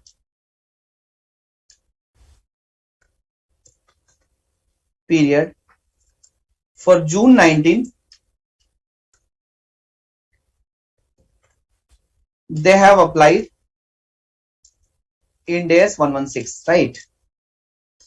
So friends, same accounting policy needs to be applied as annual, except there is a change after annual financial statement, and this disclosure is required to be given. The new accounting policy, why there is a change, these all things are required to be given. Right? Revenue. If revenue is seasonal, cyclical, or occasional, right? Or occasional, then what happened? For example, the company is into a seasonal business, right? The company is into woolen business. For example, the company is into woolen business, right? So in Q1, Q2, Q3, Q4, in Q1, let's say in Q1, Q2, Q3, Q4, the company has in Q1, the company has, let's say, a revenue of 10 crores in Q1. Let's say again 15, let's say 10 crore in Q2, 100 crores in Q3, and let's say 100 crore in Q4, right? So because the company is into woolen business and in winters the sale is much higher than what was there in comparison to summers, right? There is a negligible sale. Okay. So friends, in this case, whether this entire estimate of, let's say, 220 crores, whether this entire revenue has to be, prorated in every quarter, or this revenue has to be recorded in this manner only. So friends, if the revenue is seasonal, cyclical or occasional, in that case it is required to be recognized in the interim period in which it occurs. So in this case, it is recognized in the interim period in which it occurs, right?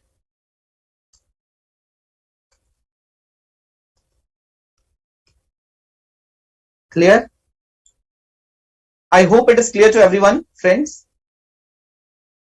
Sheena, Srinidhi, Mahendra, Deepika, Rahul, great. Thanks guys. Yeah, it is clear to everyone. Good. Now coming to the concept of impairment. Sir, what about impairment? Then we'll talk about your income tax. Okay. D. Impairment in interim financial report. Impairment in interim financial statement or interim financial report, right? So what about impairment? Friends, what about impairment? For example, this is quarter 1. This is quarter 1. This is quarter 2. Right.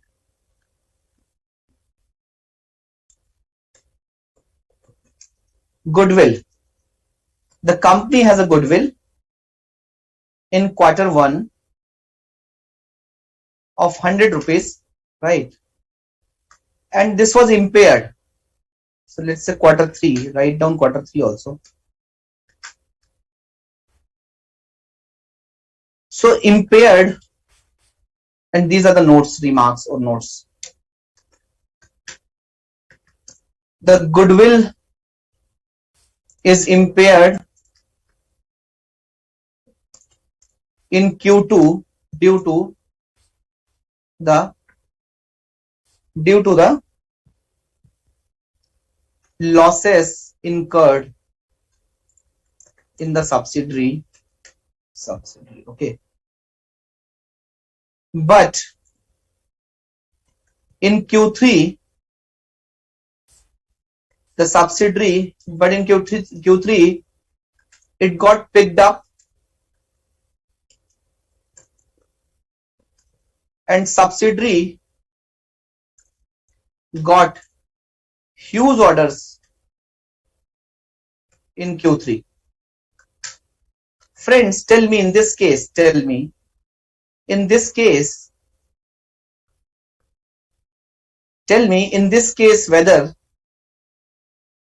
we will reverse this goodwill in Q3. Will we reverse this goodwill in Q3? Answer is no. In this case, goodwill will not be reversed in impairment of goodwill will not be reversed in Q3. Okay. So in case of goodwill,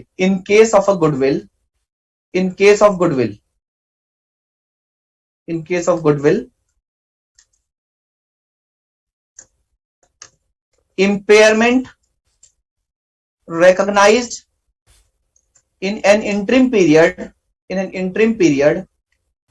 will not be reversed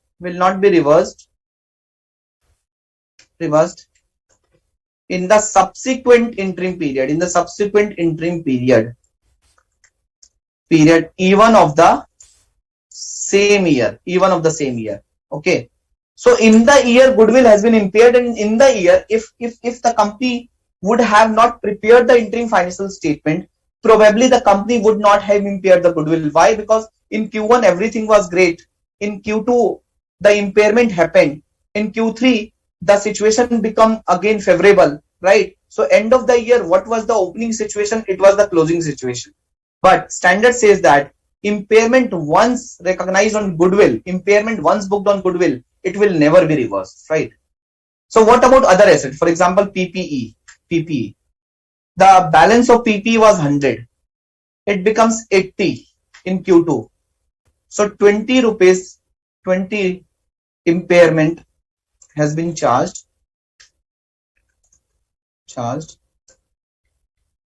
in Q2, but in Q3 the value of the PPE, the value of PPE got increased beyond the earlier carrying value. They shoot up in market prices, so it got increased, right? So now what will happen now? So what will happen now?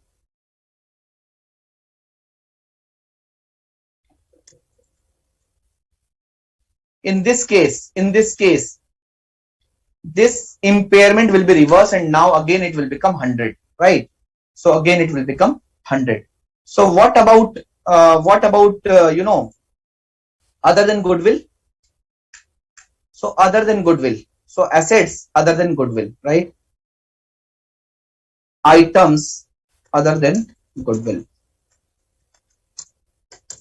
So impairment reversed in one interim period will be reversed in another interim period if situation is favorable.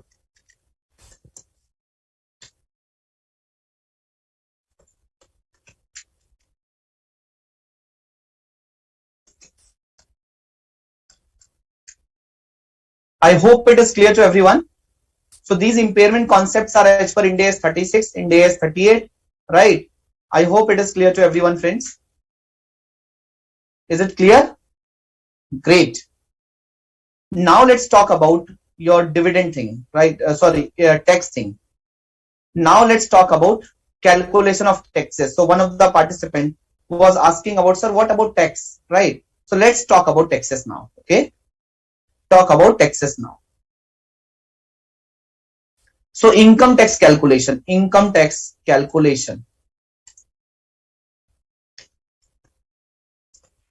In interim financial statement, how to calculate provision for tax in interim financial statement. Standard says that income tax for the interim period is recognized or measured. Income tax for the interim period is recognized or measured on the basis of best estimate of the weighted average annual income tax rate expected for full year. Standard says that income tax, please write down, income tax for the interim period is recognized / measured on the basis of best estimate of weighted average, on the basis of best estimate of the weighted average annual income tax rate expected for full year, on the basis of best estimate of weighted average annual income tax rate for full year. Income tax for the interim period is recognized or measured on the basis of best estimate of weighted average annual income tax rate for full year, right?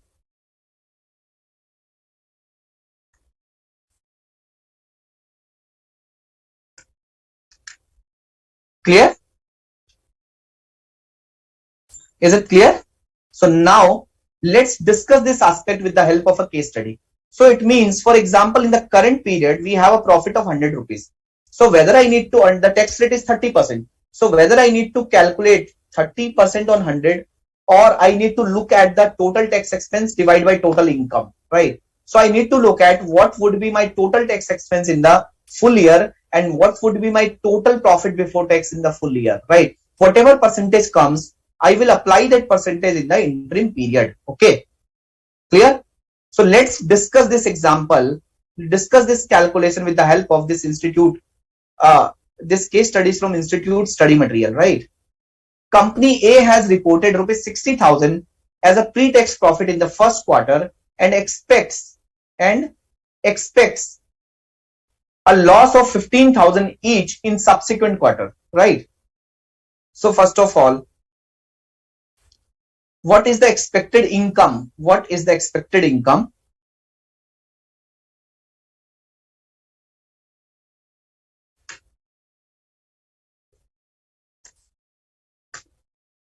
what is the expected income for full year? What is the expected income for full year? So it is given Q1, Q2, Q3, Q4. So in the first quarter, the profit is 60,000, right? Pre-tax profit. And in the next quarter, there is a loss of 15,000 in every quarter.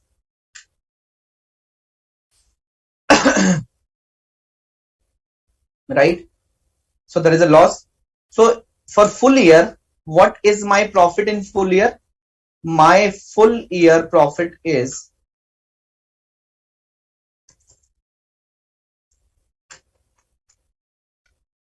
my full year profit is 15,000, right? My full year profit is 15,000. Clear? Right. Now let's discuss this question once again. Company A has reported 60,000 as pre-tax profit in the first quarter and expect a loss of 15,000 each in subsequent quarter. It has a corporate tax slab of 20% on the first 20,000 of annual earnings. So what is the tax slab? The tax slab is 20% on first 20,000 and then 40% in addition to 40% for more than 20,000. So friends, the tax slab is applicable for full year. It is not for interim period, first of all. Second, now the question arises, in quarter one, we have earned a profit of 60,000, right? So the requirement of the question is calculate the amount of tax to be shown in each quarter, right? Calculate the amount of tax to be shown in each quarter, right?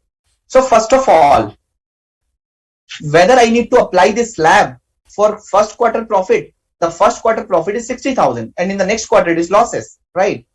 So first of all, if I'll compare the expected income tax for full year, expected income tax for full year, then what will happen?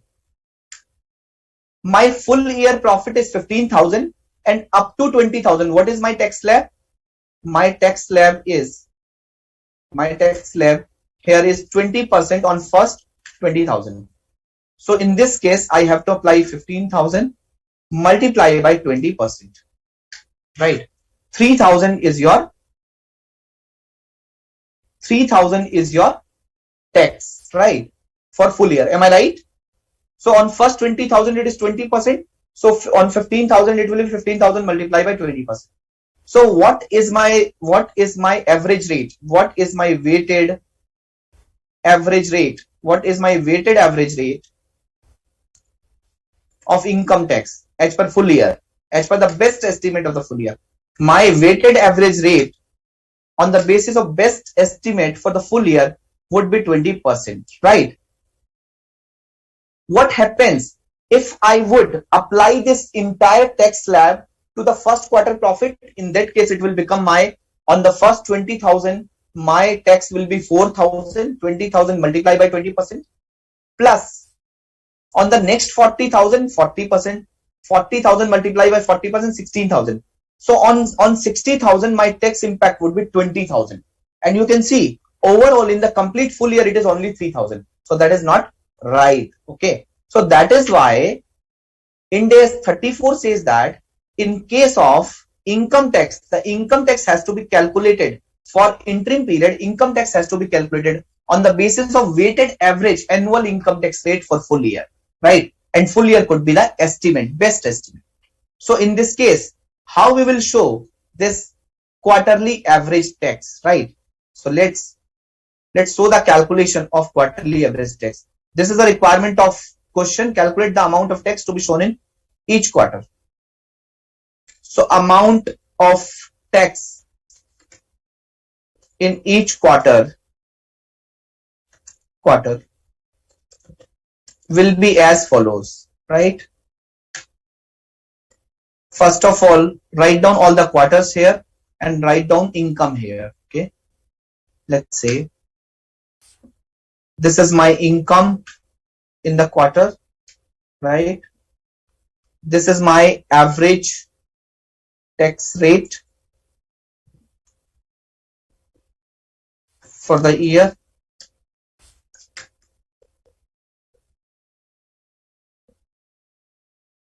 This is my average tax rate for the year, right?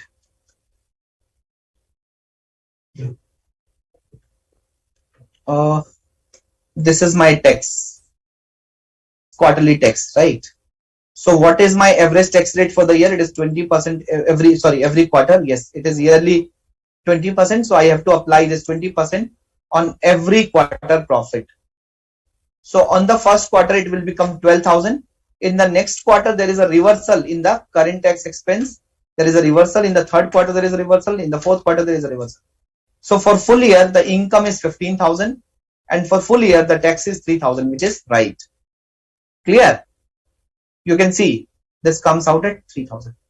I hope it is clear to everyone, guys. I hope it is clear to everyone.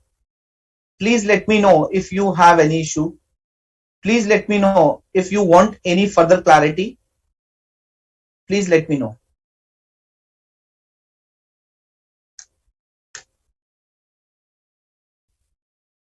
Yeah? Question is clear to everyone?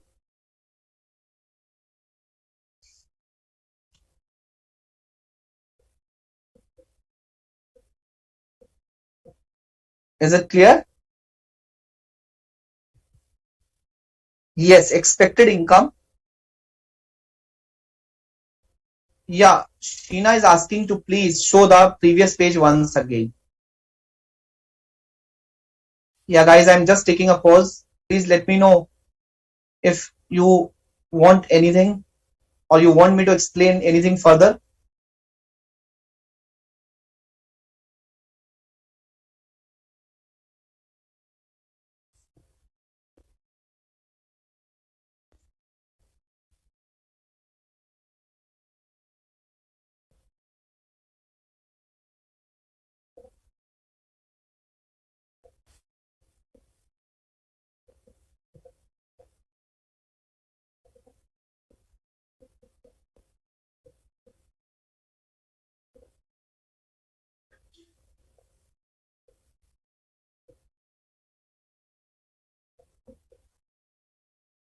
Okay, let's move on. Right? And let us do this in this illustration number 5 from Institute Study Material.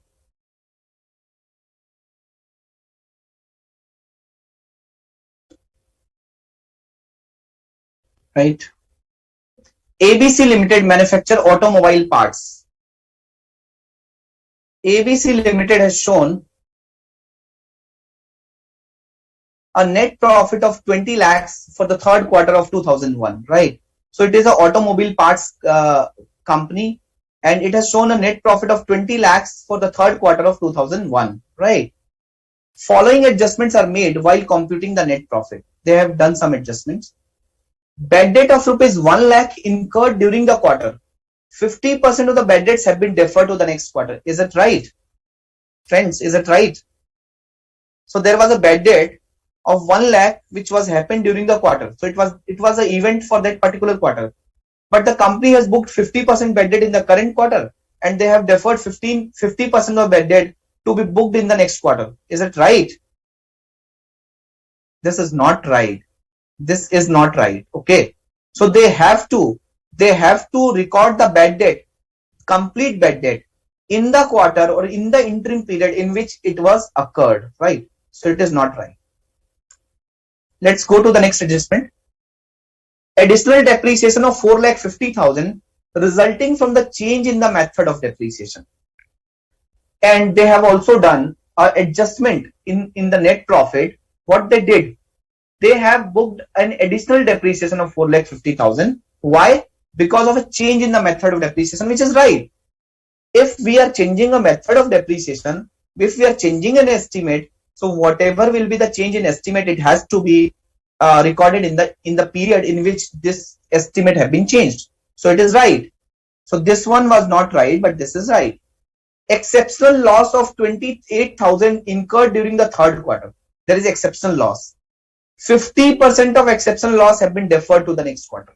There is an abnormal loss, and the company has deferred 50% of the abnormal loss to the next quarter so that the profit could be similar or profit could be consistent. It is not right, right? So you have to record abnormal loss in the interim period in which it occurred, right? Rupees 5 lakh expenditure on account of administrative expenses pertaining to the third quarter is deferred. So the company has incurred an expenditure of 5 lakh rupees and they have deferred this. Why?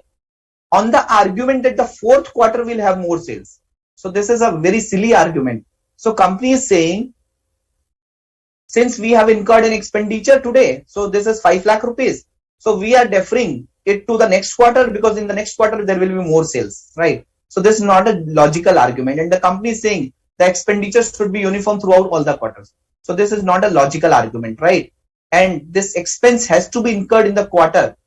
Expense has to be recorded in the quarter in which it was incurred, right? In which it was incurred. So it is not right. Okay. So what is the demand of the question? Ascertain the correct net profit to be shown in the interim financial report of third quarter to be presented to the board of directors. So what should be my correct net profit, right? We have to disclose that. So let's talk about the solution. Solution, right? What is the solution here?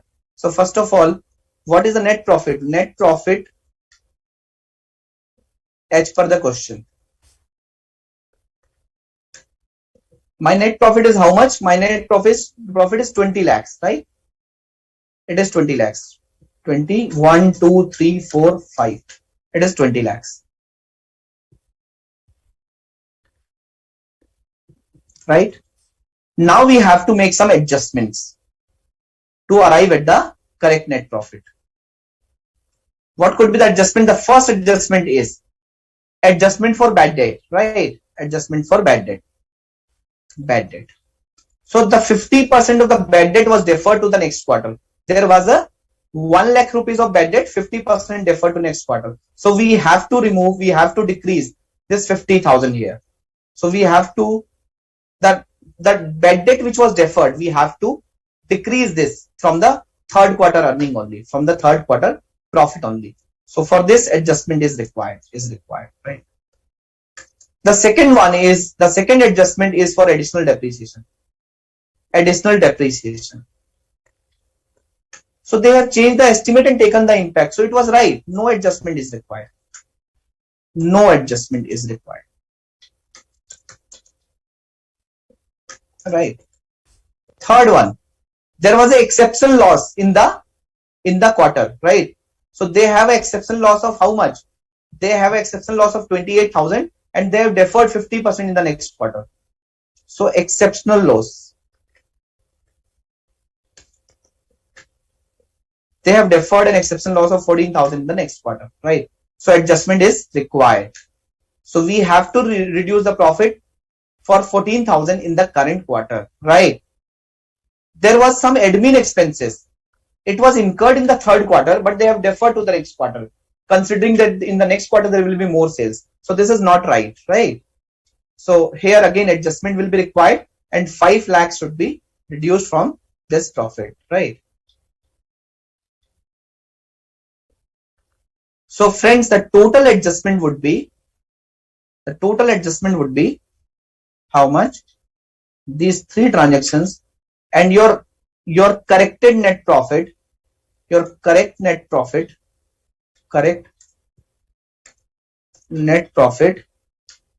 for Q3, for third quarter will be how much? 20 lakh minus 564. 14 lakh 36,000 will be your correct net profit. Is it right? Is it correct? Yeah. So friends, we have covered this interim financial reporting standard. It is a small standard. So we have started with interim financial reporting and we talk about the interim period. Interim period is, let's say, for less than 1 year, right? And this standard does not tell you when to prepare interim financial statement. It tells you how to prepare interim financial statement, right? And this standard, this interim period is not applicable in case a company has been formed during the year or a company has been liquidated during the year. Okay, right? So we talked about the objective and scope. We talked about the definition. We talked about the interim financial statement could be of two types. One is complete set of financial statement, like full set of financial statement, like annual financial statement, and it should be as per Ind AS 1. And there could be a condensed set of financial statement which is as per Ind AS 34, which says that condensed balance sheet, no detailed notes to accounts are required. Condensed statement of P&L, condensed statement of cash flow, condensed statement of changes in equity, and significant or limited notes to accounts. Okay, so we have talked about this thing, right? Then we talked about that comparative is required to be given in the interim financial statement.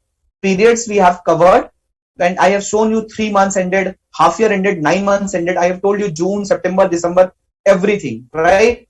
Balance sheet will always be for the last annual financial statement, last closing date, but P&L should be corresponding period to period, right? And P&L should be for the current interim period as well as the total interim period, right? So we talked about significant event and transaction. All the events and transaction, if significant and material, are required to be disclosed in the notes to accounts. And in Ind AS 34 is given some illustrative list, right? As far as other disclosure is concerned, so Ind AS has given what other disclosure are required to be made in the notes to accounts, right? Then we talk about materiality, talk about same accounting policy, talk about if there is a seasonal, cyclical, or occasional revenue, it has to be recognized in interim period in which it occurs, right? We talked about impairment. If a goodwill have been impaired in interim period, it cannot be reversed. If there is a PP or intangible asset, an impairment was there, it can be reversed if the favorable indicators are there, right? Income tax is required to be calculated on the basis of weighted average annual income tax rate, which is total income tax divided by total estimated income for the full year. And that rate needs to be applied for calculation of provision for tax in the interim financial statement. So guys, this is all about interim financial reporting. I hope you have understood the session. You have enjoyed the session. So let me know if you have any query. I'll wait for a minute, and otherwise then I'll conclude the session, right? Let me know if you have any query. Sheena, Srinidhi, Deepak, Rahul, Deepika, Mahendra.